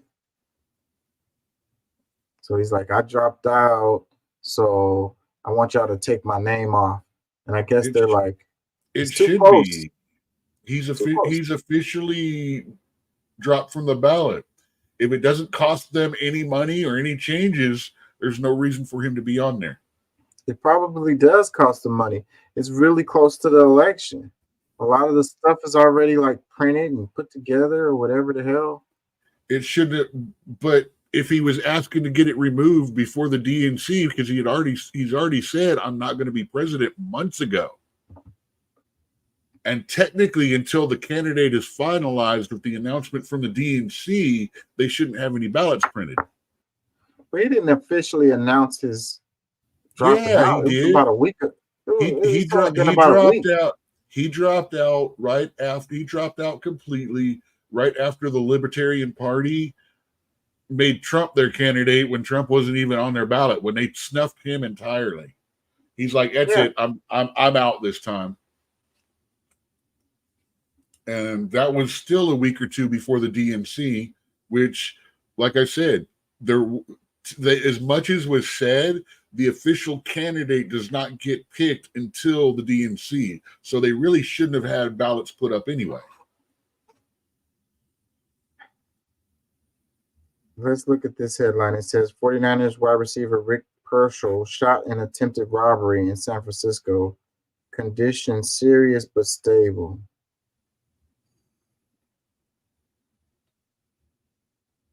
What, they was trying to rob him? It says hip hop artist Fat Man Scoop dies at 53 after collapsing on stage in Connecticut. I can honestly say I've never heard of him. Yeah, he's not like he's a side name, if you will. Like you'd have to. I listen to indie artists and stuff like that. I don't like most of the main artists. Well, no, he's not an indie artist. He's like a mainstream guy, but he's not the guy that would be the face of the Oh, song. Like he's like one of those other 8 guys on stage with the main guy when they do their thing, and they're all moving in and out of the performance. Kinda. I mean, that's kind of it. Because, like, he has a really distinctive voice, and he just kind of comes in on songs. Like, he doesn't sing like a verse or whatever. He just kind of, He's like a feature guy. yeah, not even features. It's more like a backup vocals kind of guy. I may have heard him. Yeah, he's on major songs. You've heard this dude's voice. Let's see. Next one, it says, on the first day without X, many Brazilians say they feel disconnected from the world. Yeah, so Brazil, they was like, we want Eon. What did they ask him to do? They asked him to like clean up the site a bit related to like misinformation and disinformation and stuff like that in Brazil. And Eon was like, screw y'all. So Brazil was like, well, we're just gonna, block X from our country. So people in Brazil can't access Twitter on their computers or their phones. Oh, Musk refused to name a legal representative in Brazil. That's what it was. Yeah. Okay. Yeah. Yeah. I remember reading that. Yeah. So next one, it says Mexico. So they're trying to sue his whole company for violation of Brazilian speech laws and stuff, is what it seems to be. And he doesn't have a legal representative there that they can pull into court and answer for anything.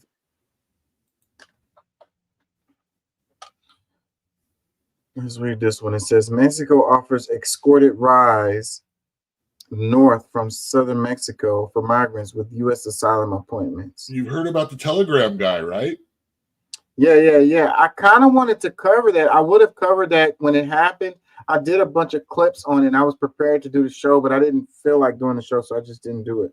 Well, the big twist in that case that makes it different is he actually has dual citizenship in France and wherever he's from. So technically, he is subject to their speech laws as an individual. But I don't know how that company how that would affect the company. And I feel like, like it's a lot of shady stuff going on in Telegram. Like anybody that knows or have used Telegram, like it's the perfect place to do scams. Like WhatsApp, it's similar to WhatsApp. A lot of scams happening on Telegram, but I would say I don't know that I could hold the guy who created the app or whatever accountable for all the scams that's happening on his app in that way. I mean, it's like holding Nobel guilty or in for everything that was ever been done with dynamite. Yeah, it's not fair. It's not fair because the way the app was created so that you can have a certain amount of privacy or whatever, right? So that was the point of it. And so, of course, someone that wants to do scams, that's the perfect ass environment for them. They can hide their identities and stuff like that. You don't know who you're dealing with on the app. So, but still, I don't see how they can really just blame that guy for that. Like, people do shady things on something I created and it's my fault. Why don't y'all go catch those people who's doing the shady stuff? Well, there were people arguing that since 45 was technically in charge of the government, that made him legally responsible for all the bad things that local police did. Yeah. No, I don't agree with that. Yeah, neither do I, but it was very popular back when um, um, um, the mostly peaceful protests were going on. This one, it says mostly peaceful protest. I got a video on that too. Like, I don't agree with the mostly peaceful protest, but yeah, let's read this one. It says pilot declared emergency loss of autopilot before a crash that killed 3 members of famed gospel group. Another one, passengers bought berths on a 3-year cruise. Months on the ship is still stuck in Belfast. A 3-year cruise? How would you ever walk right again? How do you do that if you don't have a job? I guess you're retired. Well, I've been reading a lot about cruises and stuff like that, and that's exactly what old people do. Yeah. They'll get on a 6-month cruise or a 3-month cruise knowing that they ain't going to make it off. I mean, Yeah. because they got no money, they got no, they got money, they got no family, nothing to do. Why wait it out at home? I'll just go cruise until I cruise.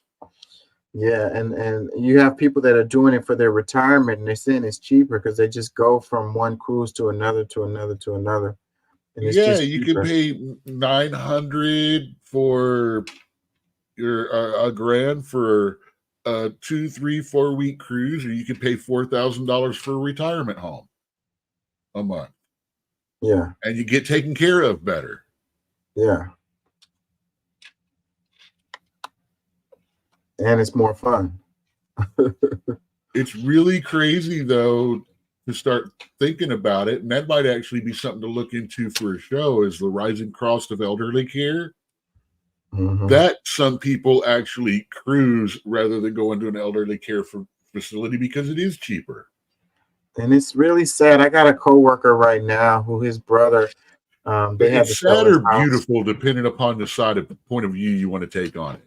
Well, what I'm talking about is people go to these old folks' homes to die, man. That's what's sad. And the people in these places, they treat these people bad, and that's And part mind of the you, reason why they die. we're not talking about hospices, right? We're talking about actual old folks' homes here. We're talking about Because they're old two folks' homes. they're two different there are two different things. Yeah. I know the difference. Okay. No, I'm talking about regular old folks' homes. Thank you. It's I because just want to clarify that for the viewers and the listeners, because it is a big difference, but there's horrible treatment going on in both of them. yeah, in both of them, I agree. But hospice is one thing because you're on your way out. But regular old folks' home, you They're know, still they're still fighting, hanging you on. and you end up on your way out because of the treatment. What they're doing to these people. That's what I'm talking about. Is really, really, really, really sad. Super sad. Mistreating these folks. Can't trust these people, man. After we get this education thing going and stuff like that, that should be another focus too. We need to get our education system and stuff fixed so we got people smart enough, kind enough, and able enough to take care of these freaking people. Because these kids now, a lot of people are going in and they get mad and they take that anger into that job, and these old people are cranky and pissy and annoying. And I understand it's a hard job, but a lot of these people I've seen don't have the temperament for that job. I mean, I know a lot of people that went into nursing because they could not stand the way they were treated as a waiter. And I'm sorry, the people in old folks' homes get treated way worse than waiters do, because you get some of those angry, cranky old people that you can't do nothing with. And if they couldn't handle it as a waiter, why are they going into a more demanding, into a situation where they're not only angry, but demanding of you? Sorry, that's just a little little rant I see because stuff I've noticed. Mm, You know some of the people. You know some of the people I'm talking about. Say they could barely handle yeah, a bad tip or someone going, you didn't bring, could you please get that ranch I was asking for? And they will blow up and lose it. But they're about to go and they leave the job to go work in an old folks' home. yeah. I mean, it's like, Check what? this out. Check this out right here.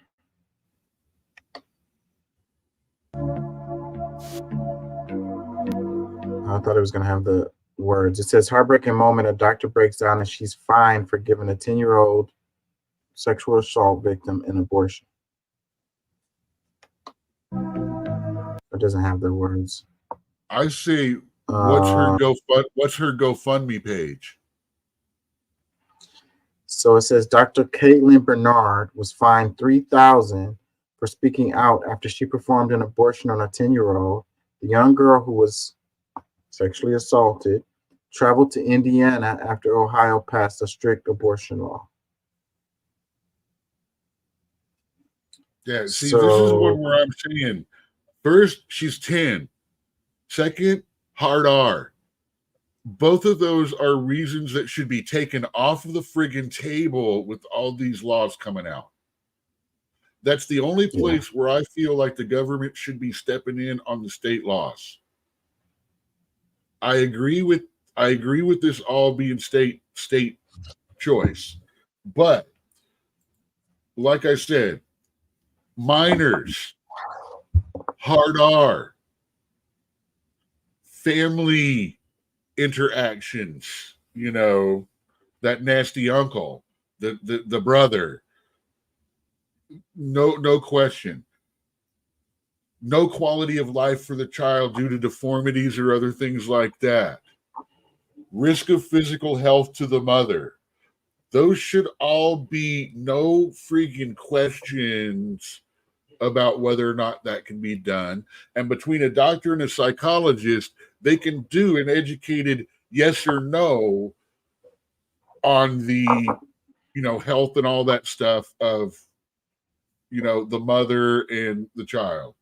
That should never be a question, man. When they started doing that, that's when the right started going too far on all this bullshit. yeah. Because I don't think there's any of those exceptions here in the state of Texas. Yeah, they tried to kill all of those here. And I to me, a 10-year-old hard R victim being forced to give a child is worse than the punishment that we will give the man that did it to her. Yeah. Completely agree with that. She lives with the act and she lives with the fact that there is a child out there from that for the rest of her life. And to me, that is cruel and unusual punishment. I agree. Let me read some comments. It says, she's a hero, protect women and girls. It's called healthcare. And in this case, it was life changing. Another comment, and why are the men impregnating these women not having any consequences? These women, we're not even on that subject right now. We're talking about a preteen, a 10-year-old girl. Hard, and I hope they got the guy, and I hope he is in an open yard in prison. Let me read some more. It says, if you think a 10-year-old should birth a child, you're beyond help. Another one, how deplorable to prevent that child from obtaining an abortion. She's 10 and is a child who has had a violent crime happen to her. And to criminalize this courageous doctor, forcing her to choose between freedom and doing what is right, is an absolute moral stain.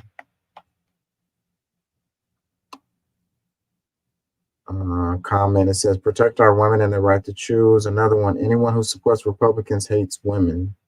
Another one, let's set up a GoFundMe and pay her back. That was the first thing that came out of my mouth. What's her GoFundMe? It No, says, GoFundMe shuts those down. yeah. They shut down anyone who is collecting money to pay fines for a crime. Mm. So because that technically is a crime, she can't receive a GoFundMe account for it. It's terrible. Let me Dude, read if I some was more. It one of says those she did stupid that. guys with stupid rich money, I would sit there and I'd drop $30,000 right down on that judge's table and go, "Here's for the next 10 women that are courageous enough to do this." Yeah, Sorry. that's not the answer though. Let me read some more. It says she did the ethical thing, and she's on the right side of history. Another one. This woman saved that 10-year-old's life. Why isn't she being celebrated? Another one. Incredibly disheartening. Dr. Caitlin Bernard acted compassionately by helping a 10-year-old girl who had already suffered unimaginably. Finding a doctor for prioritizing a young victim's health and safety shows just how broken things have become since Roe versus Wade was overturned. Instead of focusing on protecting vulnerable individuals, we're punishing those who offer necessary care. It's heartbreaking that this is where we are. The right and lives of women and girls are being treated as secondary. Let's read another one. It says, there's going to be a special place for Trump and all the evangelicals who think they're doing God's work. Wait until they find out that it wasn't God who directed them.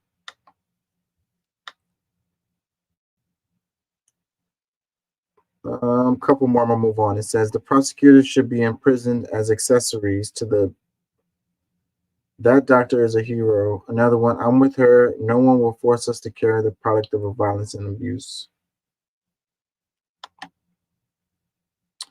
Really, really unfortunate. Let's look at this one. It says Texas A&M leaders think a 5-year pause in enrollment growth will buy time to correct crowding issues. It says the Texas A&M University Committee has recommended a 5-year pause on enrollment growth at the College Station's campus following a decade of expansion that saw the student population hit a record of 71,000, while many facilities, transportation, and support services failed to keep pace. Says other recommendations which aim to rectify the infrastructure issues could amount to hundreds of millions of dollars invested in staffing and physical improvements. The pause would come as thousands of admissible students are already denied entry into a flagship each year. For this fall semester, 3,030 undergraduate applicants in engineering, 1,225 in business administration, and 868 in biology were qualified but weren't offered spots due to space constraints, according to a committee report. So this is interesting to me because Texas A&M, the people who graduate from Texas A&M go on to be engineers and make hundreds of thousands a year. You know, it pretty much how it goes. And that's the reason why people want to go to that school. It carries a certain what is the word I'm looking for? You know, if you have that degree, It's especially if a it's STEM degree, it's like it's in engineering and stuff like that. It's like having an Ivy League degree. and you're gonna get that really good job. They're gonna give you that job because you graduated from Yeah, A&M for engineering. A&M and UT students both are highly recruitable. So in But this story, they're talking about, you know, cutting the amount of so students they're not talking coming about cutting the amount. They're talking about not or cutting the growing growth. the amount. Yeah. Okay, first things first, you got to understand. College Station is a town of 125,000 people. That's their population. Now add 70,000 college students. As fast as the growth has been, it's not just the college that needs to catch up with its infrastructure, it's the city too. And the city doesn't get extra tax dollars from these kids. The only ones that they make any extra tax money from are when they go off campus and are buying things and stuff like that. Yeah. So you can see where it is a good idea for them to go, well, we're not going to add any, or we're only going to go up to 75,000 and stop enrollment there. That's going to do two things. One, it's going to give them the time to get that infrastructure rebuilt and stuff like that. And two, it's going to raise the quality of the candidates that come there. Because instead of just taking as many as they can now choose the best students to go there and thereby increase the quality of the education overall. Mm. Comments, it says, can we agree that 70K students is way too big? Perhaps time to open more campuses and UT Austin rules. Oh, wait, and is that enrollment strictly at College Station, or is it the satellites too? Because we've got 2 A&M universities in our area. Yeah, I don't know. There's like A&M Baytown, I think. They've got non-College Station campuses as well. Is that total across their enrollment, or is that just the College Station campus? Which, by the way, is a city into itself. I used to go there yearly for AggieCon, the science fiction, one of the biggest science fiction fantasy conventions in the state.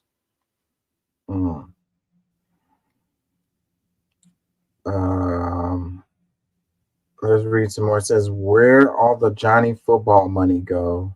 Another one, great idea. Another one, too busy, worried about the wrong things, like how can we legally discriminate against minorities to focus on preparing for business growth? Another one, maybe defer students to Sam Houston. Another one, good idea, refer them to one of the other great colleges in the state of Texas. There are plenty. Another one, the state of Texas is dangerously underpopulated. Well, you got to realize too, A&M and UT are where you go when Rice is too hard. Another one. It says, so Texas is banning affirmative action. Yeah, A&M is going to just let the good old boys and girls in for the next 5 years and nobody else except for the white legacy students. Yeehaw. See, that's what I was thinking. And back to Rice. Did you hear the story about the murder-suicide that happened on campus at Rice? No, I've been missing a lot of local politics because I've been following a lot of the local stuff because I've been following the campaigns.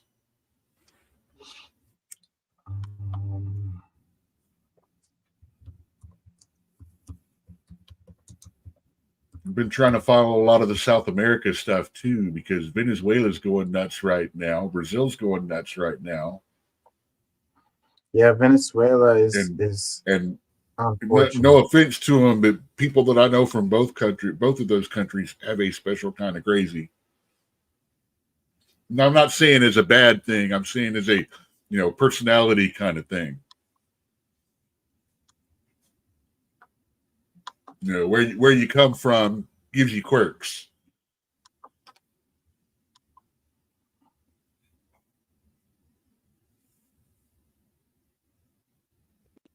Mad, unfortunate. Let's see, is there a video? This says new details emerge about Rice University's murder-suicide victim. Let's wait for this ad and see if it's a video.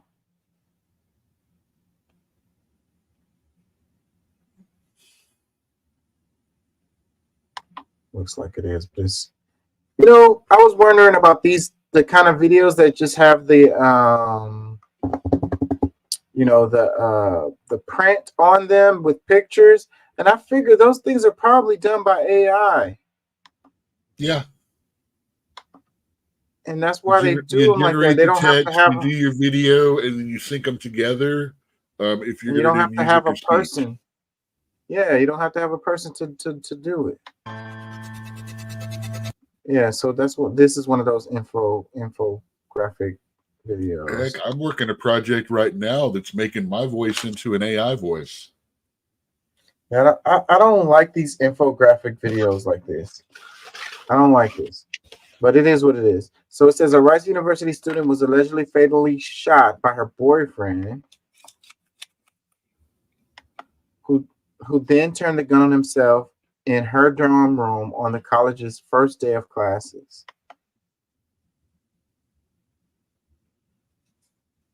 It says university police conducted a welfare check around 4 p.m. on August 26th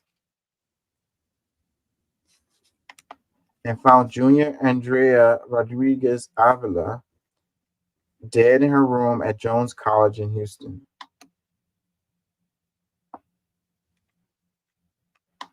Officials also found a man dead from a self-inflicted gunshot wound who was not a Rice University student.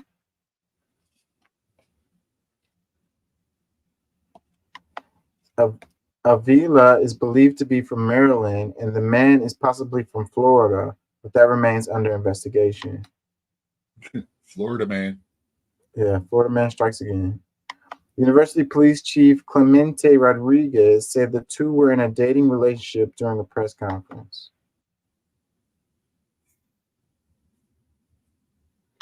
Rodriguez also mentioned that police found a note written by the suspect in the room. University canceled all classes on August 27th. Houston Police Department is leading the investigation, which is being treated as a murder-suicide.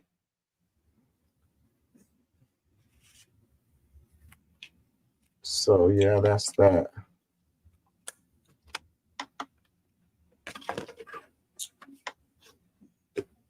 Yeah, because I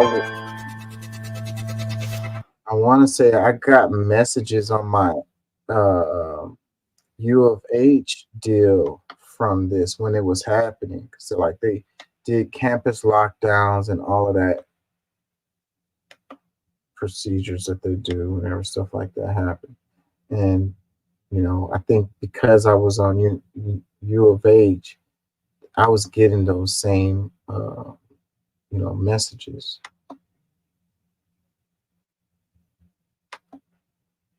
So I was getting a real time updates.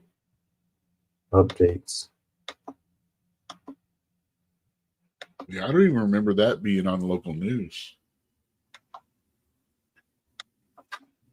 Because I still get my headlines every day, but that's all I get. I breeze through those and see what the dumbest thing to be said by a candidate was in the last 24 hours normally. And they're competing. Yeah. They're really competing to see which one says the dumbest thing.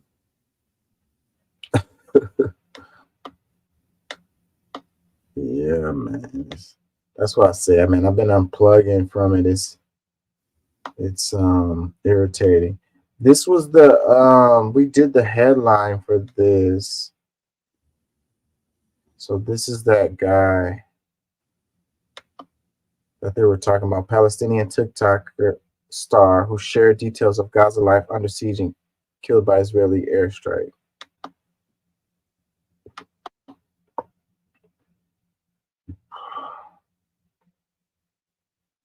Says it was another day of war in Gaza, another day of what a 19-year-old Palestinian TikTok star, Meadow Hilimi, called his tent life, as he often did in videos documenting life's mundane absurdities in the enclave. Hilimi on Monday walked to his local internet cafe, rather a tent with the Wi-Fi, where displaced Palestinians can connect to the outside world, to meet his friend and collaborator, Talal Marad. They snapped a selfie, finally reunited. Lemony captioned it on Instagram and started catching up. Then came a flash of light. 18-year-old Murad said an explosion of white heat and sprayed earth. Murad felt pain in his neck. Lemony was bleeding from his head. A car on a coastal road in the front of them was engulfed in flames. The apparent target of an Israeli airstrike. It took 10 minutes for an ambulance to arrive. Some hours later, doctors pronounced Soleimani dead.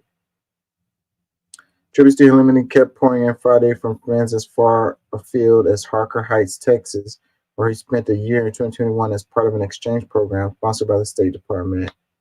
In this undated photo provided by Halimani Hirez Ahmad, Halimani left and twin brothers Mohammed Hirez center and Halimani Hirez right stand on a bench in Gaza.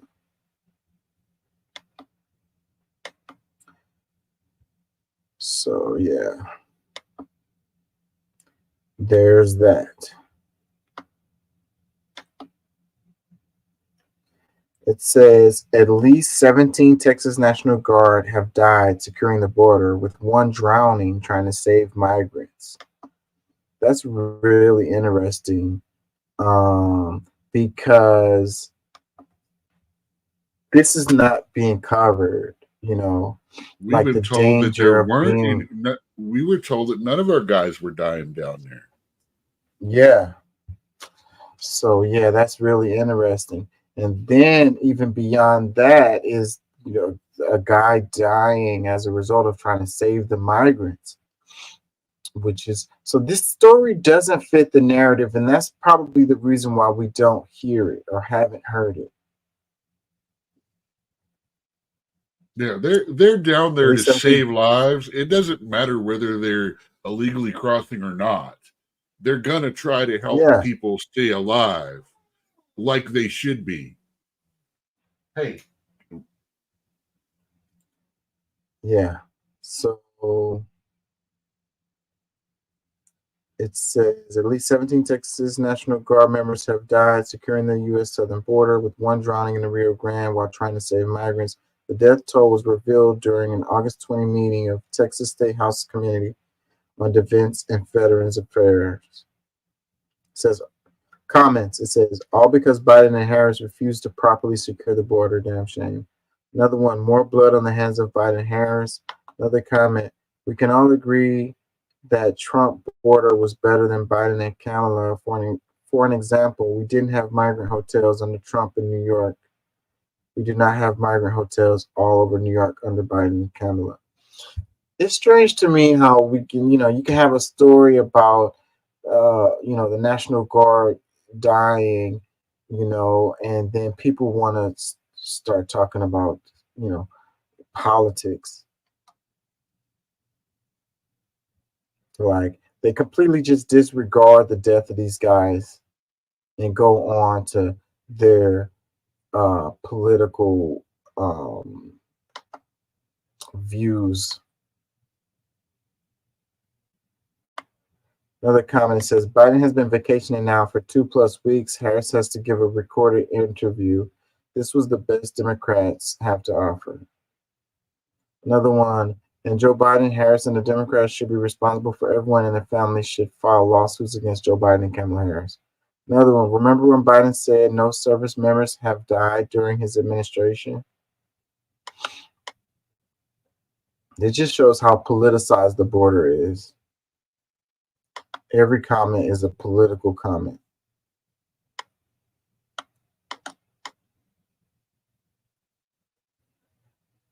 Let's see, a couple more. It says, while Harris and Biden are like, what problem? Harris laughed, saying, no, I haven't been to the border, nor have I been to Europe, laughing. What's the big deal? Can we just fix the problem and move on, please? I think a lot of people think things are way simpler than they are. They love to simplify things in their head to make it seem like they understand when they don't, and they have no idea. Completely ignorant. Another comment says, wow, I can't believe the depths that Harris and Biden go to hide their orchestrated invasion. This comment doesn't even fit with what.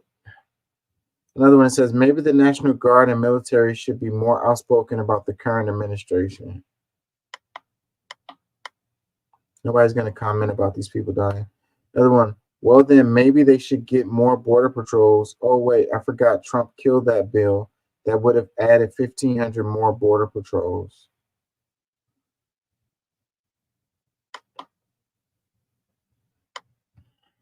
Another comment. Where's the outrage about this? Another one. Stop saving migrants. Stop saving migrants. Wow. Just let it all the way out there.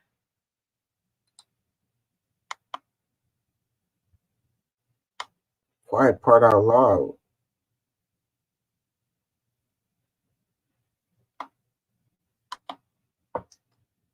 This one, it says the press does many things and serves many functions, but its major role is to irreducibly res- responsibility, irreducible responsibility is to continually recreate a view of reality supportive of existing social and economic class power. Dang, I ain't gonna lie, it sounded like a word salad. Maybe that's because I read it that way. Next slide. It says, I have never seen less who, what, where, when in my headline. It says, deadly airstrike shows system to protect aid workers in crisis. Yeah, this shows how the media writes these stories and writes these headlines. It's crazy. It says, fix the Pulitzer Prize winner, New York Times headline for some consistency. Oh, they said that on purpose, but I can't read it when y'all do that. Anyways, Israel shutdown of Al Jazeera highlights long-running tensions. So the change is they're saying Israel shutdown of Al Jazeera takes censorship to new extremes. And then this is another New York Times headline. It says Russia takes censorship to new extremes, stifling war coverage. Basically, what they're saying is New York Times doesn't have a problem throwing Russia in there in a headline like this, but it doesn't want to say the same thing about Israel. It says the New York Times intentionally avoids saying Palestinian land. It says in the West Bank, guns and a locked gate signal a town's new residents. Since the war in Gaza began, armed Israel settlers, often accompanied by the army, have stepped up seizures of land long used by Palestinians. So land long used by Palestinians, underlined. It says, this is how the New York Times is reporting the Jabalia refugee camp bombing. It says, Israel-Hamas war, Israel strikes targets Hamas stronghold in dense Gaza area. Hospital reports many deaths. It says, the Israeli military announced that the airstrike had killed ringleader on October 7th attacks. The media director of a nearby hospital reported hundreds of injured people and dozens of deaths. Yeah, so one of the things I wanted to cover was about how like the Middle East is heating up and the media isn't covering it very well. Maybe it's because of we had this political we got this election coming up and it's just kind of gobbling up all the space. But I don't think that that's the reason.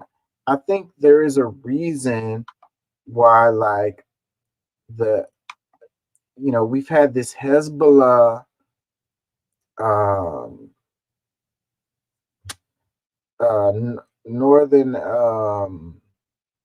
northern Israel versus Hezbollah deal, retaliation back and forth. Israel said did a preemptive strike. Hezbollah said we did a retaliatory strike. Anyways, I saw some clips that went down my timeline that showed things on fire in Israel. And it should be a really big story, but I haven't seen it on the major media. I only saw it coming down my timeline. I was going to do a whole show about that, but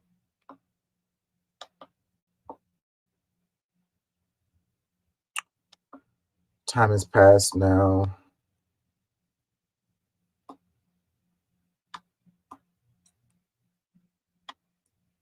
I'm getting tired. It's 1:22.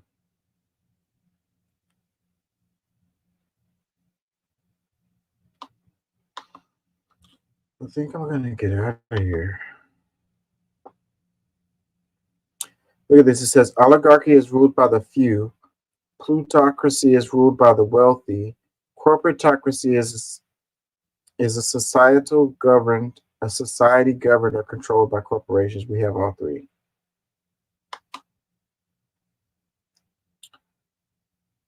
It says, who holds the reins of democracy? Bars show how much each group's preferences on public policy are actually represented in Congress's decision.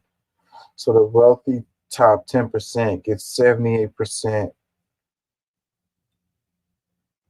represented in Congress decisions. Business groups is 43%, interest groups is 24%, citizens 5%.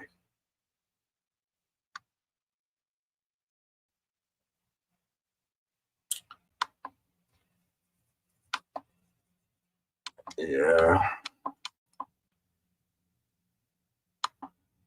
I think a lot of that is common sense, but people just don't want to accept it.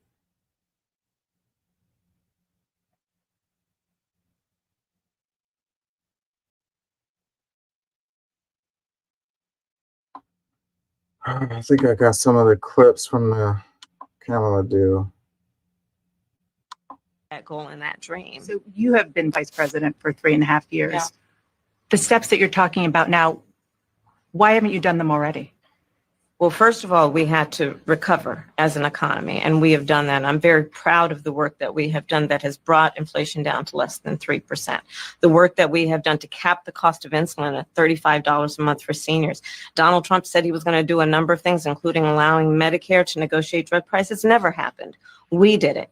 So now, as I travel in the state of Georgia, that goal and that dream. So you have been vice president for 3.5. State of Georgia and around our country, the number of seniors that have benefited. I was in Nevada recently, a grandmother who showed me her receipts. And before we capped the cost of insulin for seniors at $35 a month, she was paying hundreds of dollars, up to thousands of dollars a month for her insulin. She's not doing that anymore. You maintain Bidenomics is a success. I maintain that when we do the work of bringing down prescription medication for the American people, including capping the cost of the annual cost of prescription medication for seniors at $2,000, state of Georgia and around our. So it says VP Kamala Harris responds to CNN asking her why she hasn't done any of the policies she has proposed after being in office for 3.5 years. You noticed that she did not say out loud or would not say out loud that it was working. She just pointed out to a couple of successes. And the Trump policies, which got voted down by the House before they ever got to the Senate. Just, that's why I'm having problems with it this time. It's like she's taking credit for all the good stuff that happened during the campaign, but anything that we don't agree with, she's like, well, I wasn't part of that. That's Biden thing.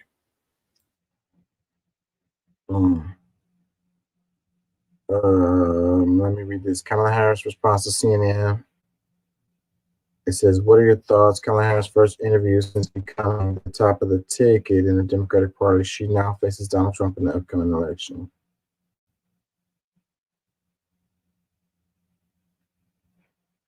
Couple comments. It says, I truly need social studies class to be important again. There are 3 branches of government, and the executive branch is just one of 3. The office of the president and the vice president are not solely responsible for all laws, bills, and policies. Another comment, I think the news needs to cover exactly the role of a VP in this country. They're in the shadows of the president with no pull. What did Mike Pence do as a VP under Trump? Another comment, it says, she is the vice president. It's not rocket science. Alexa, play Schoolhouse Rock. I'm just a bill, please. Another one, I'm sorry, did I miss when the economy recovered?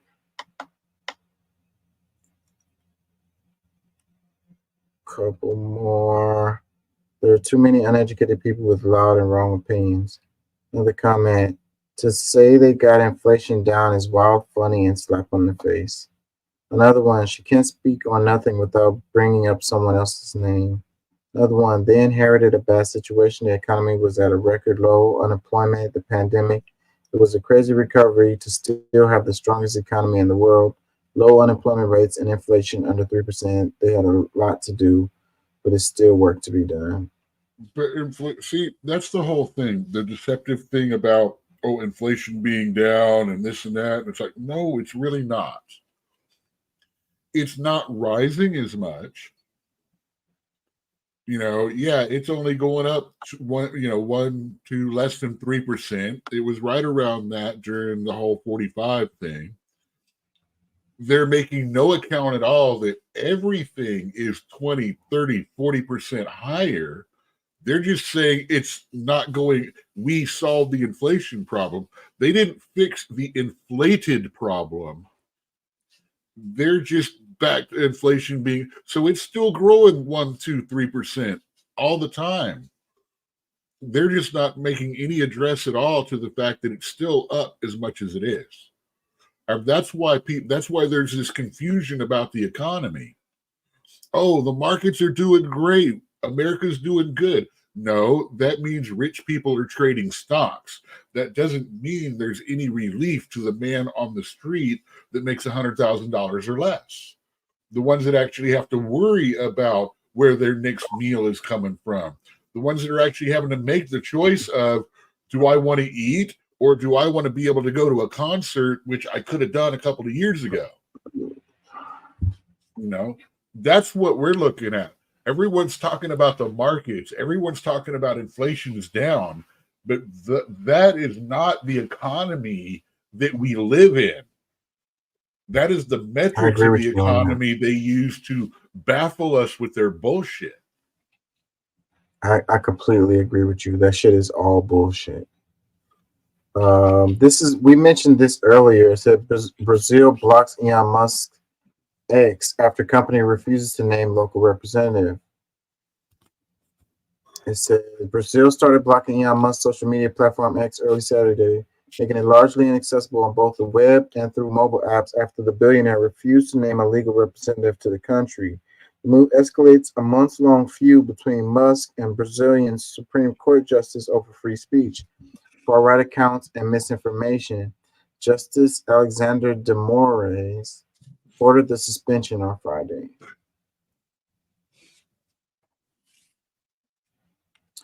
Comments. It says if Elon Musk does not respect Brazilian laws, it must be taken offline. Congratulations to Minister Alexander Moraes. I don't see how that would hurt, X. I think it only punishes the people of Brazil. Yeah, I mean, I'm sorry, but I am a supporter of free speech. And yeah, misinformation and stuff like that, it is bad. But at the same time, misinformation starts a conversation about what the real information is. And the truth always comes out. It just takes a while sometimes. And the only way it's going to come out after a while is people talking about it. If you take all these things that are off information, instead of allowing people to discredit them, debunk them, and stuff like that, they're going to be shoved in a closet and become conspiracy theories. And people are going to believe them more because you tried to shut them up than because you let them go ahead and speak. Yeah, they simmer right underneath the mainstream, and then they get. That's what happened with the flat Earth thing. Alex Jones, he's another one. Nobody really believed his bullshit until the government tried to shut him up. And then all of a sudden, you start getting all the times he was right more often than all the times he was just screaming about gay frogs. Right, because social media just clipped out all of the, the points that he was right. And then you see those going down your timeline over and over again.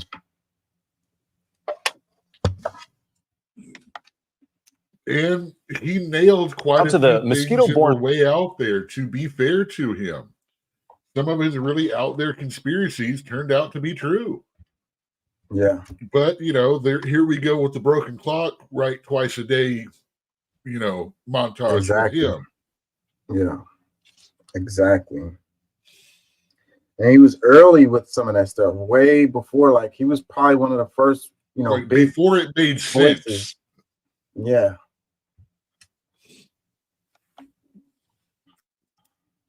Mosquito-borne virus threat as Americans gather for the long holiday weekend. 2 recent deaths from the West Nile virus in New Jersey, and cases reported in dozens of states. And the growing concern for the rare and potentially deadly triple E virus, especially in the Northeast. Here's ABC's Ariel Reshef. Tonight, with New Jersey reporting 2 new deaths from the West Nile virus, health officials are urging Americans to protect themselves from mosquitoes with bug spray and extra clothing when the sun goes down. This is when we are seeing a lot of West Nile cases. It's not fun to walk around like that at this time of the year when it's so hot, but I think it's really important to do that. West Nile typically kills 100 to 200 Americans every year. In Missouri, 18-year-old John Proctor is on a ventilator after contracting the disease. His parents say it started with a headache and dizziness and then spiraled into a high fever with vomiting. My son was a healthy, athletic individual. It's hard. The doctors describe this as a marathon to beat this virus. From New York to New England, communities spraying to protect against West Nile and triple E, an even rarer and deadlier mosquito-borne virus. One of those cases in Plymouth, Massachusetts, where officials are taking extra precautions. Local high schools trading Friday night lights for a 4 o'clock kickoff. Not everyone on board. It's a pretty big tradition here on Friday nights. I think the town should leave it up to the individual. If they want to take the necessary precautions, then do so. We're not seeing more cases than we did this time last year, but health experts are cautioning that climate change is increasing the risk of mosquito-borne diseases. Ariel Reshef for us tonight. Thank you. Now to the.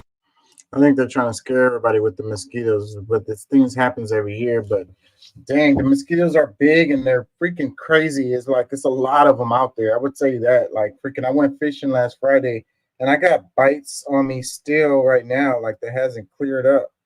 Dude, we're in Texas. It's like the roaches. They don't freaking fly up to us. They drive up in trucks. Yeah, man. They was biting me through my clothes. Though I will say Louisiana and Mississippi have skeeters that will eat ours. Yeah. I think they grow bigger when they do. Yeah, I remember going to Louisiana, and it's like hearing the mosquito fly by. Like it's like, yeah, like God dang it. You can't leave it. You can't leave a gerbil outside, man. You'll come back out, and it'll be just like a dry sack. Yeah, man. Them Louisiana mosquitoes. Or they'll just grab it and fly off with it. Yeah, there's something else.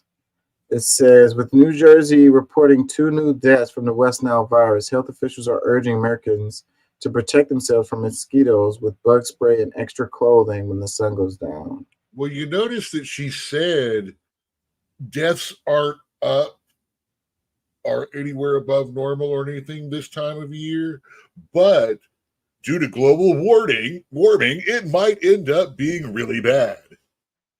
Yeah. Let's throw some sound bites and catchphrases in there. Let's hit that fear button a couple of times. Yeah. Well, it's been raining a lot, on and off, and we got standing water everywhere, and these damn mosquitoes are just having. We need to rain. We've been needing this rain for 3 years, man. Yeah. We need to get our water tables back up before we start getting sinkholes. Well, they should be back up, all the rain we've been getting. Nah. Remember, man, we've had droughts like several years in a row now. I mean, dry, cracked ground. I mean, crap. I think the only thing more brittle than our grass right now is the feelings on the left. Somebody said they're hitchhiking on all these illegals. I'm sure that was a joke. It's pretty funny. They don't. The illegals don't bring in the West Nile ones. They bring in the malaria ones.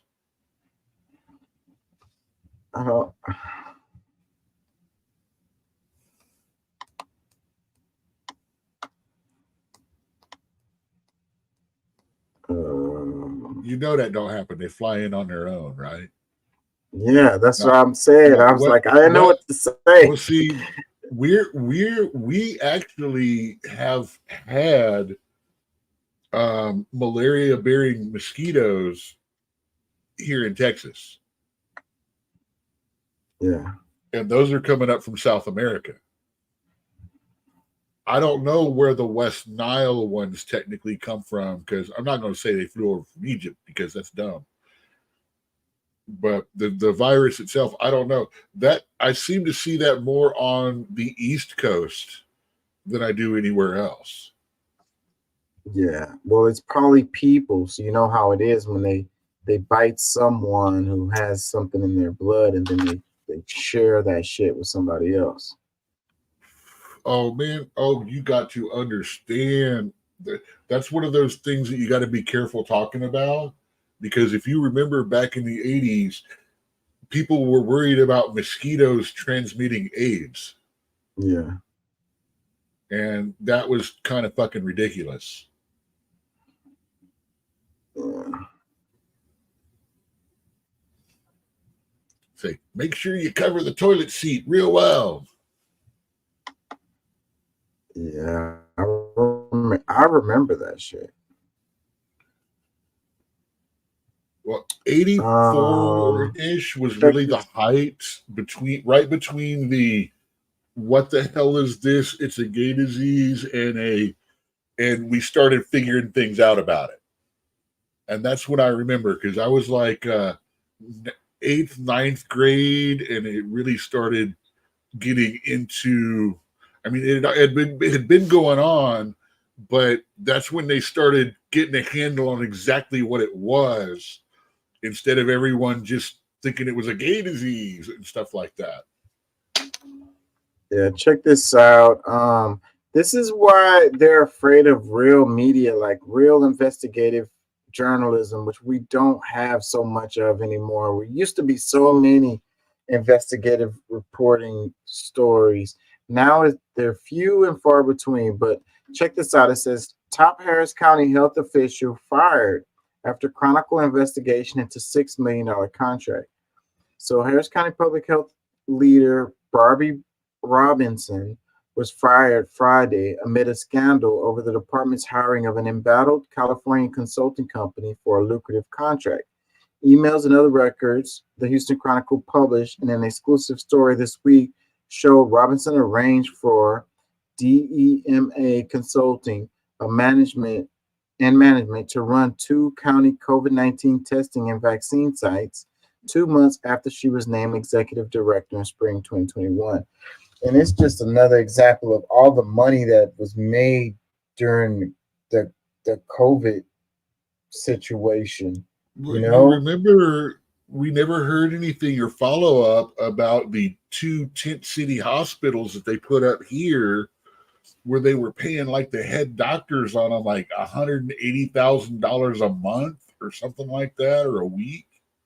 I mean, just ignorant amounts of money just to be there, and they weren't even using the tents. They weren't even using the little camp things. Yeah. Yeah, it was a huge money grab. Greatest transfer of wealth ever. And so many people cashed in. See, that's whenever you got all that government money floating around, the sharks come out. That's exactly what I'm talking about with Kamala's. We're going to give 25 grand to everyone there's a first time home buyer. It's like, okay, well, you just raised the price on all homes by about 15 grand. Mm. And then BlackRock's going to sell off all that excess inventory at an inflated profit due to the prices right now. They're going to keep 40% of their stock to make sure they can keep rental rates high, and they'll sell off the rest. And when everyone starts defaulting on these loans, that they drop $25,000 down and got a bigger house, and they're pushing the limit, and they start losing those homes, BlackRock's going to come right back in and scoop them up for a quarter of the price. Let me read some comments. It says Hidalgo managed to slither out of that indictment. I don't know how that is related to this. Another comment, it says, this is why journalism matters. Because Hidalgo did a lot of appointing of some of those people too. And yeah. Say it's Let me read something some I more need to comments. It look says, into a lot more, but Hidalgo, man, she needs to go. She was the one that before the government said it told us that you and I could not go back to work until we got stabbed. She yeah. was the one that wanted to have papers for people that got jabbed or not allow them back to work, especially if they had human contact. You and me would have to be carrying papers like a certain era in a country far away that we stomped into the ground because they deserved it. Let me read some more comments here. It says, ain't no corruption like Democrat corruption. Another one, it says, so much corruption from Turner's administration, rotten through and through. And now he's been given a gift of Sheila Jackson Lee's congressional seat. May she rest in peace. Another one, can we also get context on the purchasing parameters as well? Like the purchasing department also has to have them as an approved vendor. Let's give holistic context here. Yes.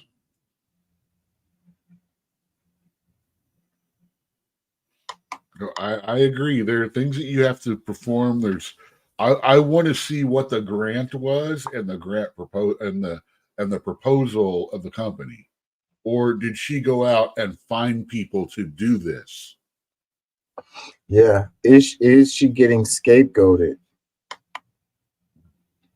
Let me read another comment. It It don't says, matter. All these people are going to be Congress people in the next 5 or 8 years anyway, or running for government. it says, would be curious to know if she got kicked back from that company as well. It is hard to imagine, with Houston being a hub of world renowned medicine universities, that we would need to hire outside of our city for anything related to healthcare. I do not think Robinson was trained in anything medical. That's what caught my eye about this story from the jump was, where did they say California? Let me see. Does it say it Okay, up so here? to run a testing site or something like that with a government grant, you yourself do not have to be a medically certified professional. You just have to manage medically certified business. You have your certified people, or you hire temporaries, which that's what they were doing, was they were hiring nursing students and temporaries and stuff like that to man the testing stations and stuff like that. Yeah, but why did they have to go to a California consulting company?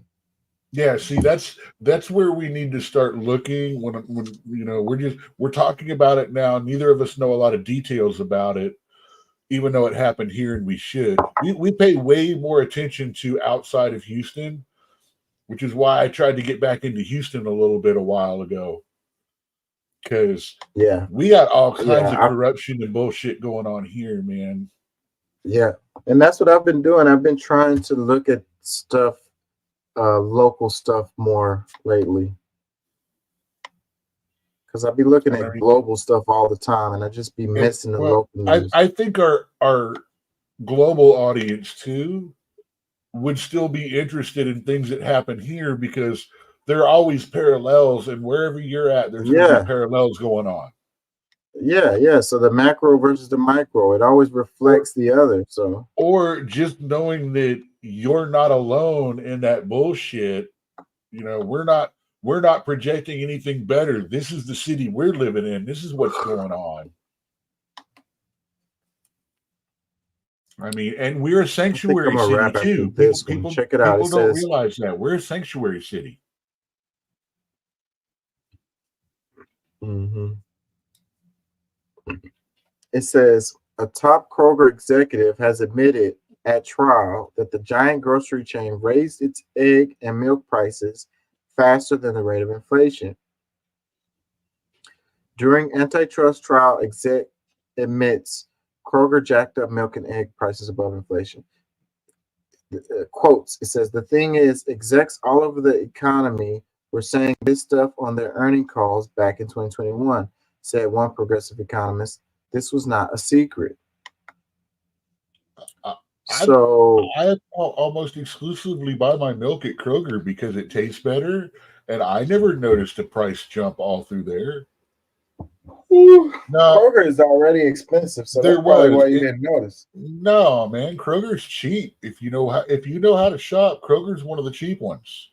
Oh, I don't see how that is. I go to HEB, and every time I go to Kroger's, I'm shocked. HEB is and I have a Kroger. I have a HEB Kroger card. is actually more expensive.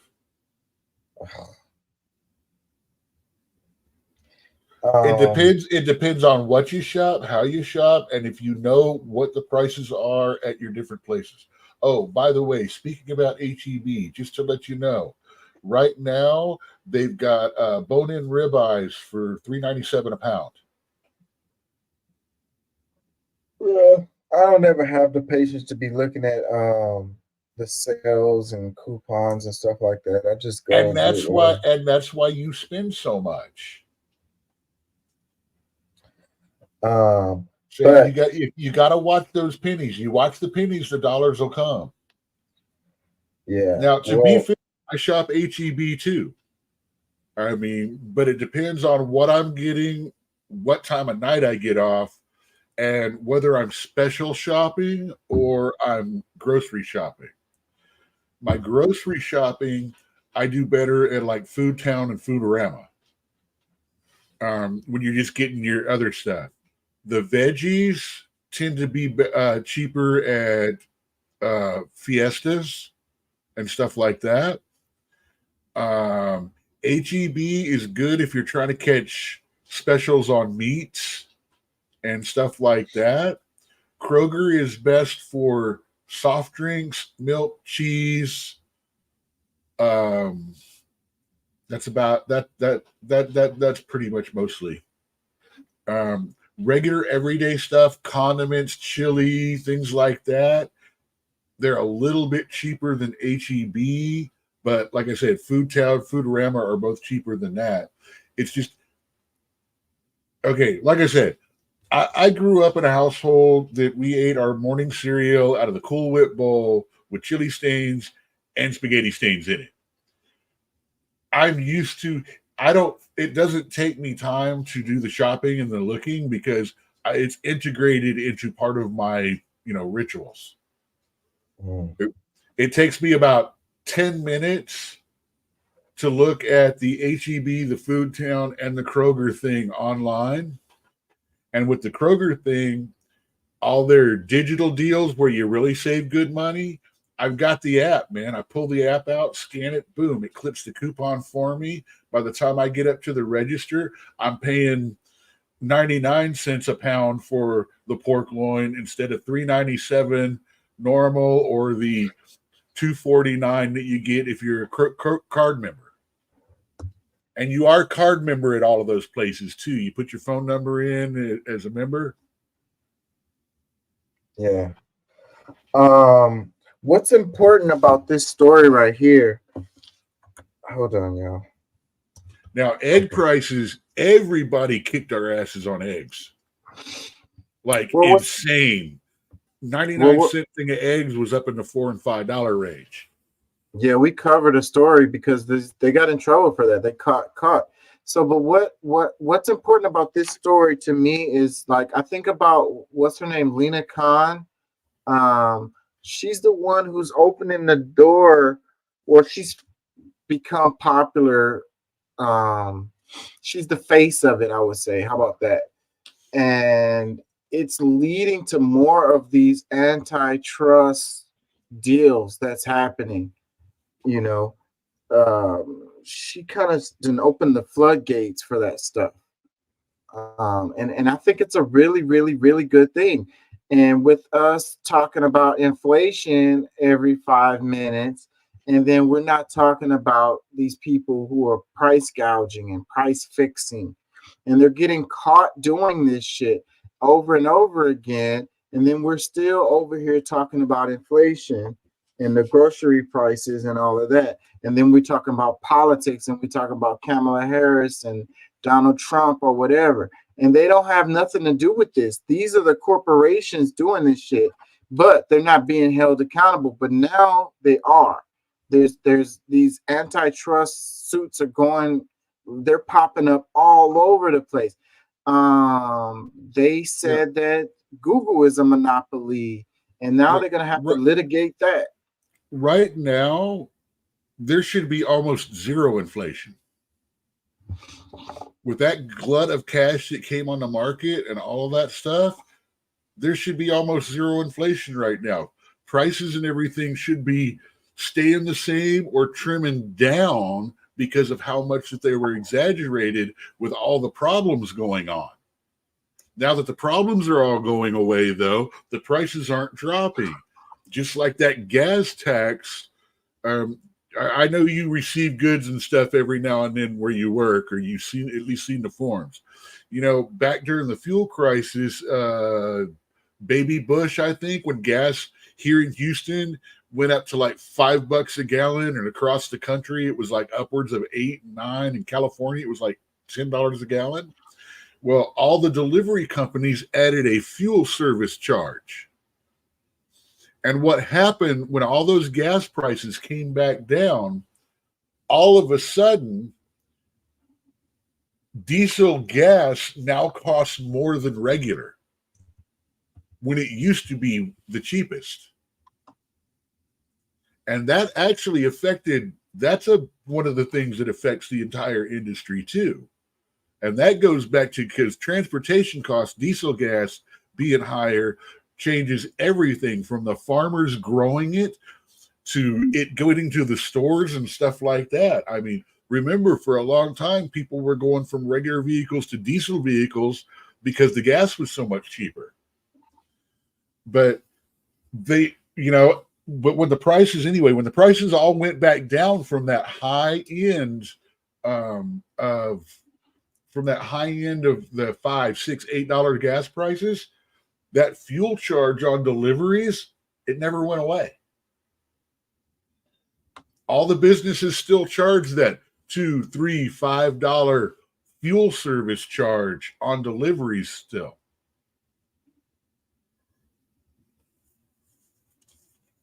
And now they're wanting to add it again because of supply chain reconfiguration.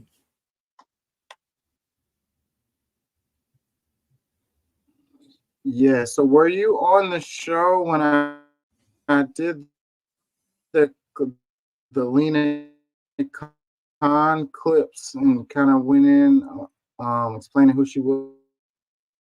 No, I'm not real familiar. You're breaking up a little bit. It's freezing up.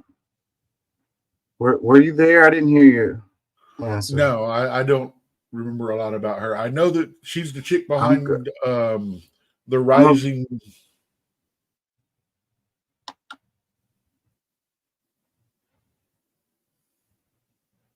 Go ahead. I'm not frozen. My internet is freezing up. You're a little clearer now than you were. It's me. It's me. I'm freezing. I don't know why it's doing that.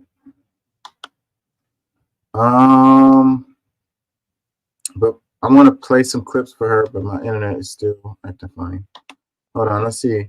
Let me read the comments right quick first. So it says, add this. The Perfect Union posted this. The caption is, add this to the long list of reasons why federal regulators should and currently are trying to stop the Kroger-Albertson mega merger. Yeah. Monopoly. I thought that those two had merged a long time ago. I know they were talking about it, but it takes a while for that kind of thing to happen. Let me read the comments. It says, can we just start a national movement to support local stores and farmers markets and boycott the big chains? Yeah, we should support local stores, but we don't have any anymore. They're all Yeah. chain stores, and the Okay. and the Yeah. farmers. Let's have a sit down with a mother of 5 or 6 on welfare and have a discussion with her about buying local and not going to big chains. What I'm saying is, there's not any anymore, and the hardly at all. Everything, and the And when farmers markets are not real either. when they do get a store, they open 3 or 5 more as soon as they can, and then they sell the whole kit and caboodle to one of the big chains. A couple more comments. It says uncertainty has always led to price volatility. Is this new information? I don't know what the hell is that supposed to mean, bro. We're talking about these people price gouging and price fixing. We're talking about an antitrust lawsuit, bro. That don't have nothing to do with what you're talking about, brother. Actually, he makes quite a bit of sense saying that. In He's this just saying context, he is saying what they are taking advantage of by doing that. They're taking advantage of uncertainty to create the price volatility with their fixing. it sounds like he's making an excuse. No, that's how they can do it, is what he's saying. It's not information. They keep you uncertain, and by your uncertainty, they can create volatility with the prices. Oh, there was a chicken disease. It only affected a certain amount and a certain bit, yet all chicken meat, all chicken parts, eggs, everything having to do with all of the chickens, no matter what breed or type they were, went up. Not just the ones produced by that specific, type or breed. It was either the meat chickens or the egg chickens because they're on completely different one. But the price of meat and eggs both went up because of uncertainty. Allowed them to create the volatility in the market, which they were then gouged prices with. It makes sense what he's saying. He's just saying how they did it. Basically, fear tactics.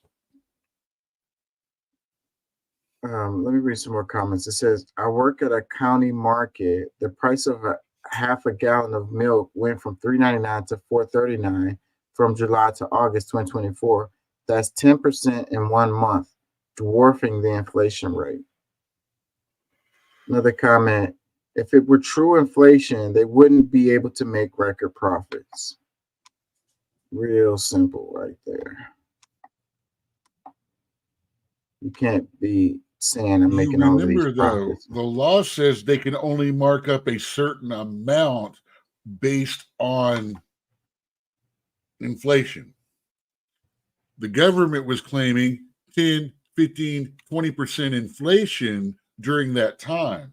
They marked it up. But again, when they mark it, they have not marked it down back where it should be. So they're still fucking above what inflationary costs are, but still under what was legal for them to move it up to.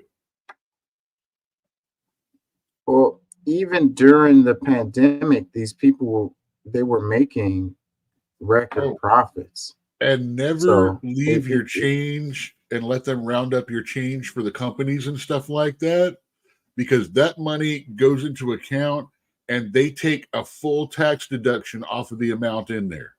So you give them money, they donate it in their name, and then they take that amount of taxes out of their corporate earnings. Yeah, I don't ever do that.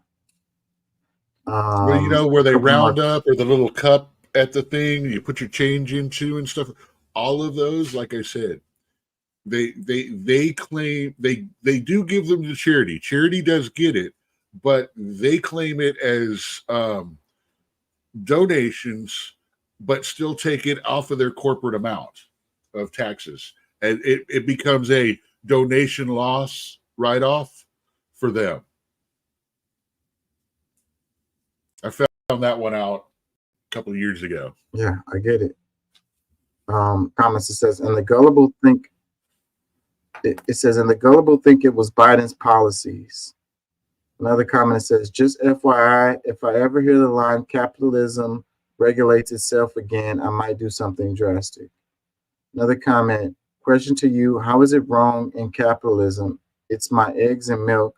I sell for whatever price I want. No, it's illegal, bro, to price gouge, bro. Well, Price fixing is illegal. This really isn't.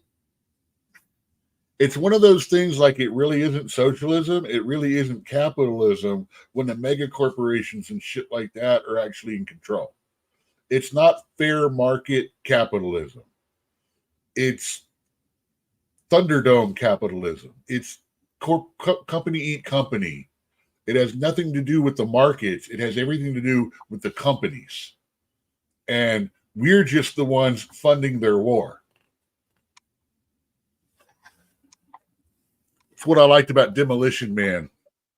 Taco Bell won the fast food wars, and all restaurants are now Taco Bell. Yeah. I want to play a little bit of this. It's Lena Khan, FTC chair. I haven't watched this video. I just randomly looked this up just now while we was talking. So hopefully it breaks it down. I'm probably not going to play it all, but this is Lena Khan. It's pretty short. Yeah. And this is, hopefully, let's play it. The Federal Trade Commission might sound like just another faceless government bureaucracy, but the work they do can impact prices from your local grocery store to Amazon. Robert Costa is in conversation with FTC Chair Lena Khan.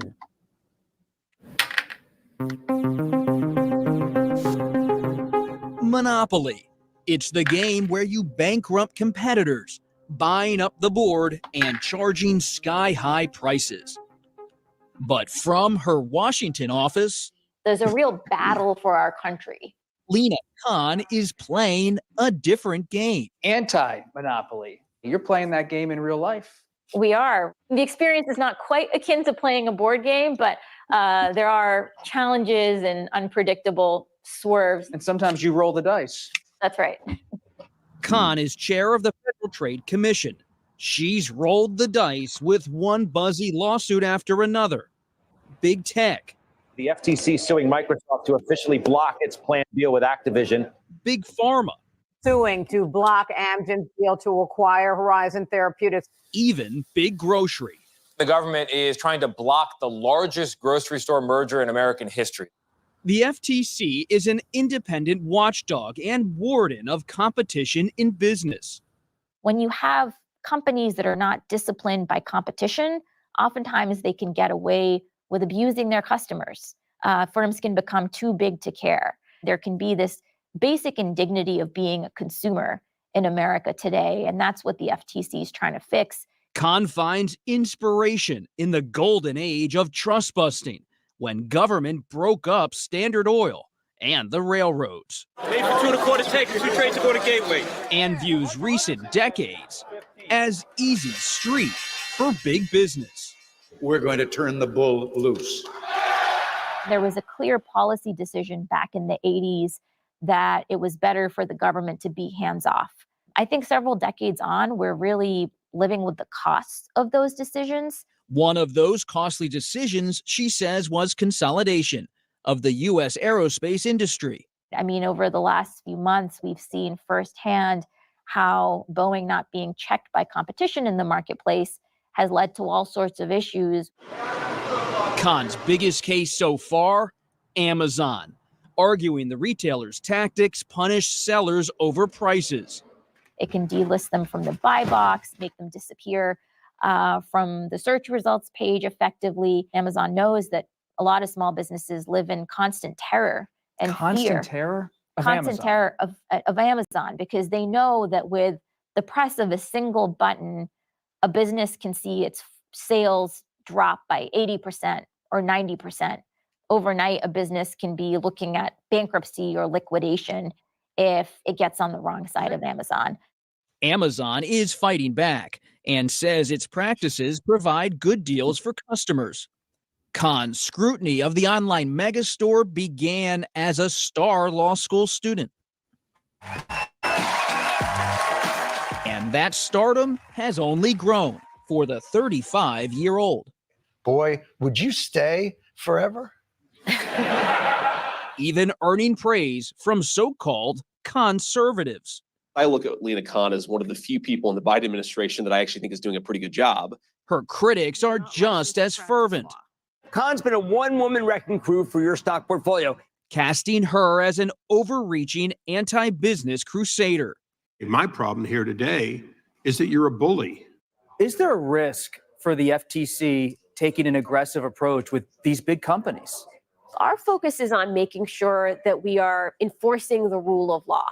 And I see an enormous amount at risk if you instead sit on your hands and don't address the problems that people face in their day-to-day lives. Khan's next move, investigating pharmacy benefit managers. Hello, nice to see you all. In Philadelphia this month, she met with independent pharmacists. Over 300 pharmacies have already closed in the country, who say these prescription drug middlemen are hurting their bottom lines. We're losing money. And their patients. My voice is asking you, it's pleading you, and it's begging you. Something has to be done. Whether it's on the road or in court, Lena Khan wants corporate America on alert. The only place you can get a monopoly is a board game.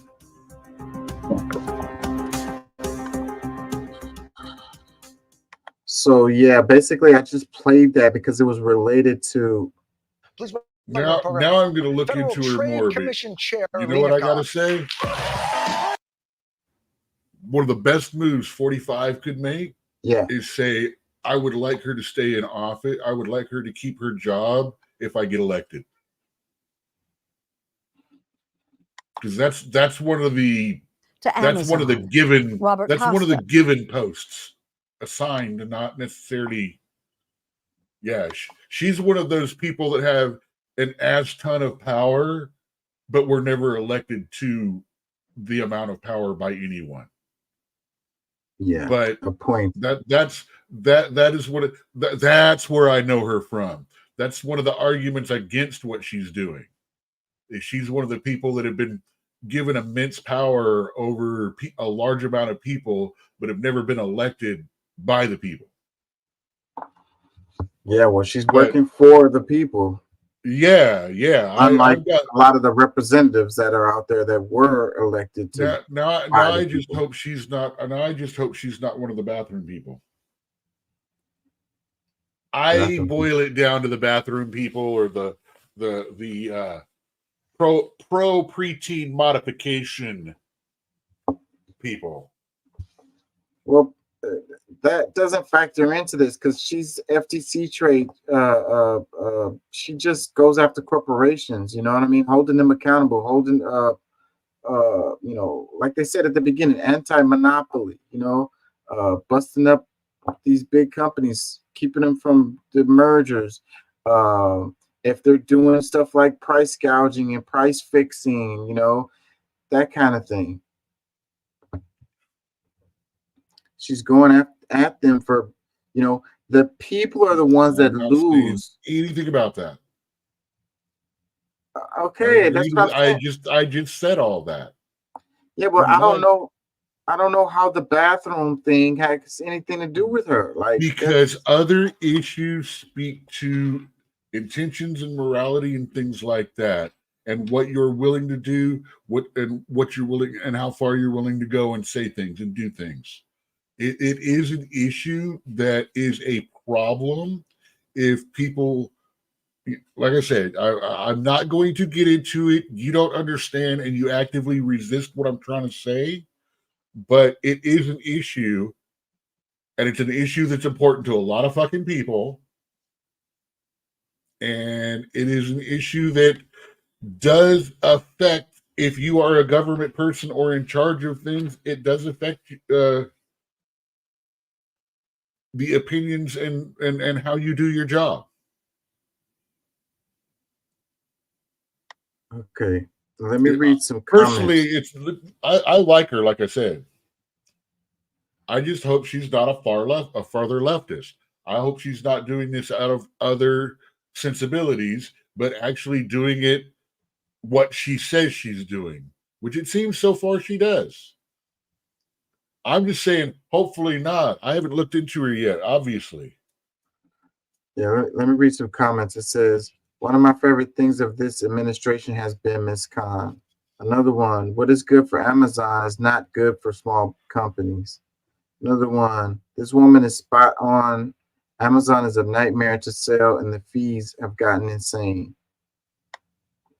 Another comment says she needs to do food supply next. Have you noticed the three companies, Kellogg's, Nestle, and General Mills, manufacture about 75% products in the grocery store?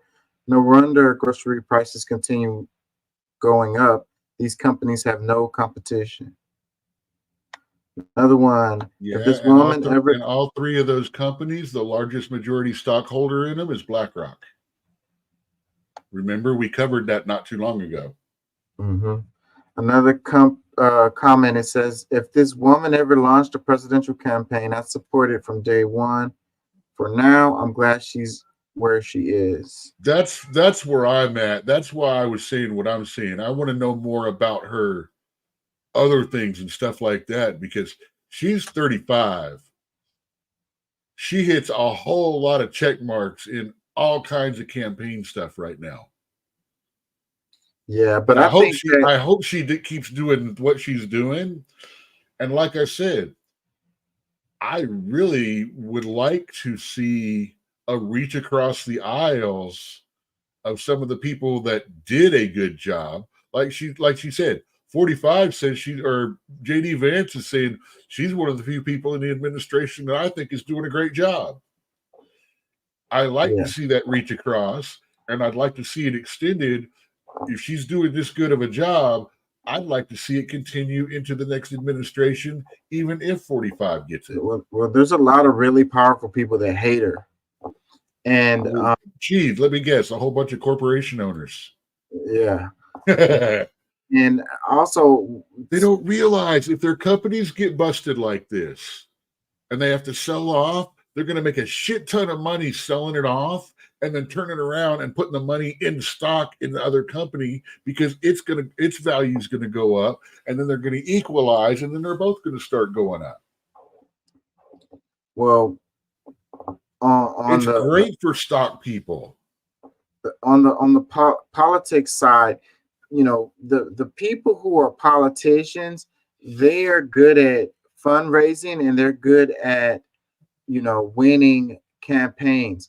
As far as getting stuff done, not so much. So these people like Lena Khan, they are not the same. Like, you know what I mean? Like, I wouldn't see her having any interest in becoming president. You know what I'm saying? That would be even better at the moment. But like I said, we're not talking about now. We're talking about 15, 20 years from now, when she's hitting 45 to 60, which it seems to be, we don't like voting them in less than that. Yeah, but like I say, I don't see people like her going down that particular route. Well, you don't normally see a prosecutor going into politics a whole lot unless they're going on a hard crime thing, because in general, most people understand that prosecutors will do and say anything to get the fucking conviction, you know, and they're, in general, I'm sorry, I hate to say it, but prosecutors in general are against people, not for people. So they don't do it as well as politicians. Prosecutors go into politics all the time. And they don't they like I said, if they play a hard on crime line. And most of those don't go very far. Prosecutors are already in politics. They got to be elected for those positions. No, for those that, like a district attorney, whatever. You know, what am I trying to say? The freaking yeah, you're talking about. Yeah, I'm not talking about the anyway. Like I said, I put caveats in there, and you chose to ignore them, so that's okay. Let me read a couple more comments. It says politicians easily bought. Bigger the company, more money spent on lawyers and lobbyists. FTC not a bully. They're trying to fight for the voiceless. Thank you. Please don't give up. Another one. LOL. She's wrecking your studio stock portfolio, Jim. These companies are wrecking our lives. Another one. It says Lena Khan is a superhero of the middle class and the poor. Another one. I love her. Protect this woman at all costs. Another comment. It says good piece on someone whose work may seem too boring for modern news doomerism, but it's actually making a big positive difference in the public lives behind the scenes. Yeah, so basically it was what I was trying to say. Like, these people aren't politicians. The ones that get stuff done, they aren't politicians. Politicians raise money and win campaigns. People that get stuff done are going to be not popular. They're not going to be famous. They're not going to be interested in politics.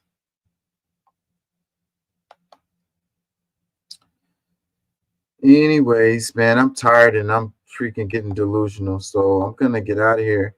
I plan to do a show either Sunday night or Monday during the day, because Monday is Labor Day and I don't have class. I have some schoolwork that I have to get done. I'm gonna turn that stuff in.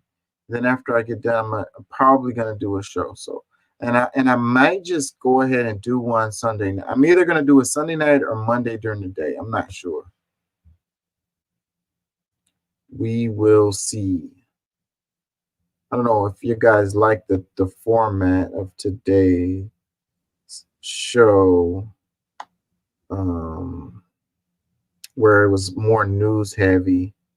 Little That's less kinda, gloomy, little less gloomy doomy. yeah, so that's kind of the direction I think I'm gonna go in for the future. Little more information, little more information, and a little less like opinions, talking heads.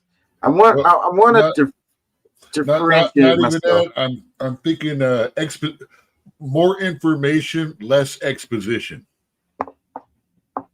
Okay. Say more information for the amount of time, less large amounts of explaining things already, and more interaction. Yeah. So yeah, that's what I'm gonna try to do more of, and that's why if you notice, and less side heavy both ways. And if you notice in the group chat, I've been the stuff I share is lighter and it's more news heavy. So that's the direction I'm kind of going in for the show. Well, I've been trying to drop stuff in the chat from different creators and different styles.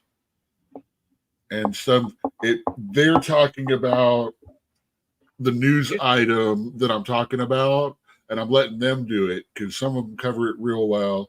I kind of like the prison guy, JD Delay. I love his energy. Wait, you sent one that I did want to share today. Hold on, let me see. I know I have it. Oh, here it is right here.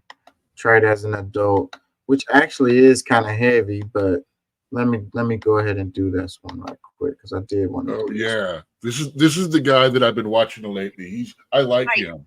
Rolled in court, charged with first-degree murder, shocked the nation. The girl is said to suffer from severe emotional problems. The girl told police she was holding Jackson when he fell out of her arms and hit his head. Then she panicked and stomped on the baby to stop his crying. They're trying this 10-year-old girl as an adult for first-degree murder. And I'm going to be real honest with you guys. I normally know how I feel about stuff, but I don't know how I feel about this situation. She stomped a baby to death, but she's kind of a baby herself. Now she's in court facing like what could be a life sentence. Sometimes I feel like there's situations where there's just not a good answer. And I feel like this is definitely one of those situations. What do you guys think about this? Let me know down in the comments. I genuinely want to hear some perspectives from other people. Yeah, this story is terrible. I You know, love the way he set it up, framed it, explained it, and then turned around and said, I don't know, man. We need to talk about this. I love the way he did that. Class act, just saying. yeah. This is hard, man. Yeah, the girl obviously has freaking problems. You know what I mean? Like, I think he said something in the very beginning about her having emotional issues or developmental issues. I'm not sure. It was just a quick reference at the very beginning, I think. yeah. I heard it. But still, 10 years old to be tried for as an adult. That means you have to believe that it was a planned, thought out, and immediately and malicious act. I mean, at most, it's that, like I said, it's just it's hard to credit a 10-year-old with evil like that. Well, they do it all the time. There was the story of the girl. Oh yeah, I know it happens. Trust me. The girl who killed her cousin and then positioned the body like she, How old was she? How old was she? Really close to this girl's age. Really close. I think 11. Yeah. Let me see. There's been some as young as 7 years old that like set their parents on fire, kind of shit. But again, we want to know what kind of disabled or development things going on. But still, it's like you said, I don't know how to think or feel about this one. But I do feel like trying as an adult is not right.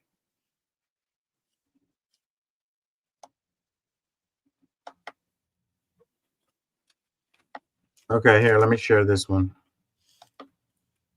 She's 12, but they're charging her too. Hey, I hate to say this, and I'm not excusing, but there is a huge difference between 10 and 12. Just like there's a huge difference between 8 and 10. Let me play this. 12-year-old girl is in police custody. She's accused of murdering her 8-year-old cousin. The details I'm about to share with you are hard to hear. Police say Demaria Hollingsworth's body was found at a home in Humboldt. Police received surveillance video from the bedroom from a tipster. The video shows the 12-year-old using bedding to suffocate the 8-year-old cousin while she was sleeping. Demaria was staying at the grandmother's house. She was visiting from Nashville. Her 12-year-old cousin was visiting from South Carolina. The grandma says the two girls were inseparable. The DA says the evidence shows first-degree murder and tampering with evidence. There is video where the 12-year-old goes and gets tissues and comes in and appears to be trying to clean the 8-year-old's body, face, and also moves the child, the 8-year-old, to appear that she was underneath the covers. Police and the family are struggling to figure out why in the world something like this would happen. The 12-year-old appeared in a Trenton court today. A judge issued a gag order on this case. And the loss of Demaria Hollingsworth has left the community and their school quite saddened. She was a student at Cockrell Elementary School. In a statement, the school principal, Casey Campbell, says Demaria was known for her hard work, intelligence, and sweet demeanor. She also says she was a beloved student that will be greatly missed. There will be a candlelight vigil tonight at 8 at Cockrell Elementary in honor of Demaria. So, yeah. Hold on. Let's see if we can pull up the one that he was talking about. The one he was talking about, if I'm not mistaken, has gone gag order too. That's pretty much about all the information was the initial reports and stuff on it.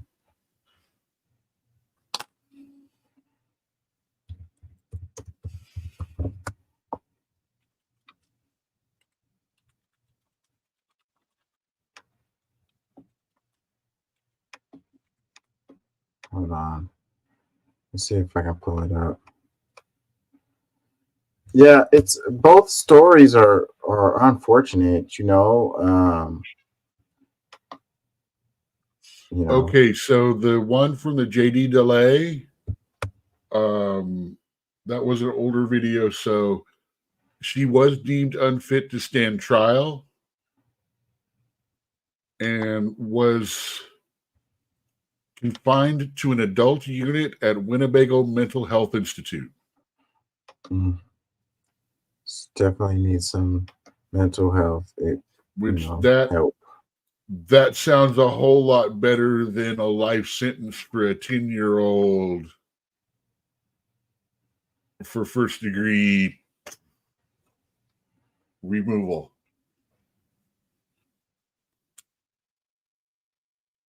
Inside Edition. 2 years ago. That one's 11 minutes. Hold on. 5 years ago.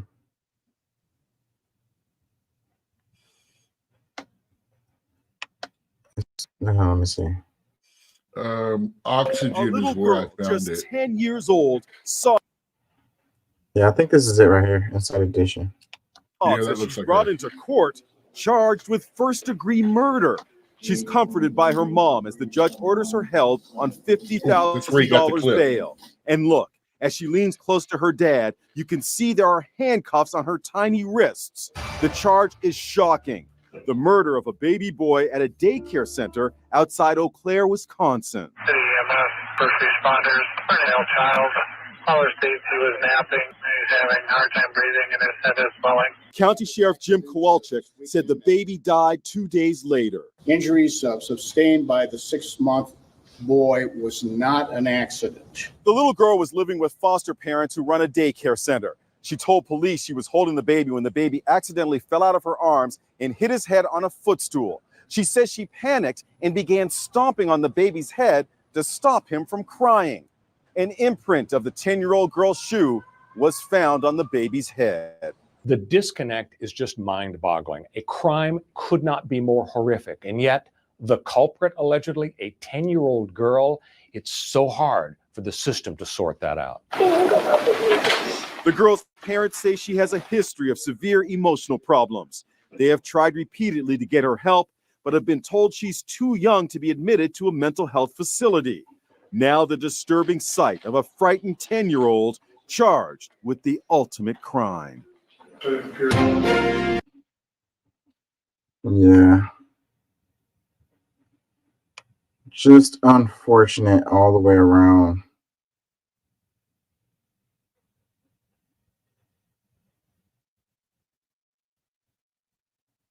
So did she ultimately get charged or what? Hey guys, how you doing? I hope you're doing okay. That's what I was reading. According to Oxygen, she was deemed unfit to stand trial and confined to an adult unit at the Winnebago Mental Health Institute. So she'd probably be there till she grows up. She'll be there until the doctors feel like she can function in the world and not have anything like that happen again, which could be when she turns 18. It could be when she turns 80. She has to, just like once you get in there, you have to prove that you're not crazy to get out. But attempting to prove you are not insane is in itself an act that an insane person would do. Yeah.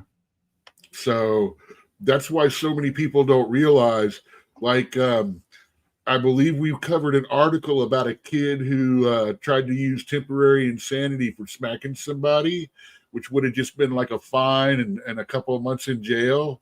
And he ended up like 6 or 8 years in a mental institution because he couldn't convince them to get out, to let him out. Yeah, once you get in there, it's really hard to get out of there. And then they put you on all those drugs, and that don't help.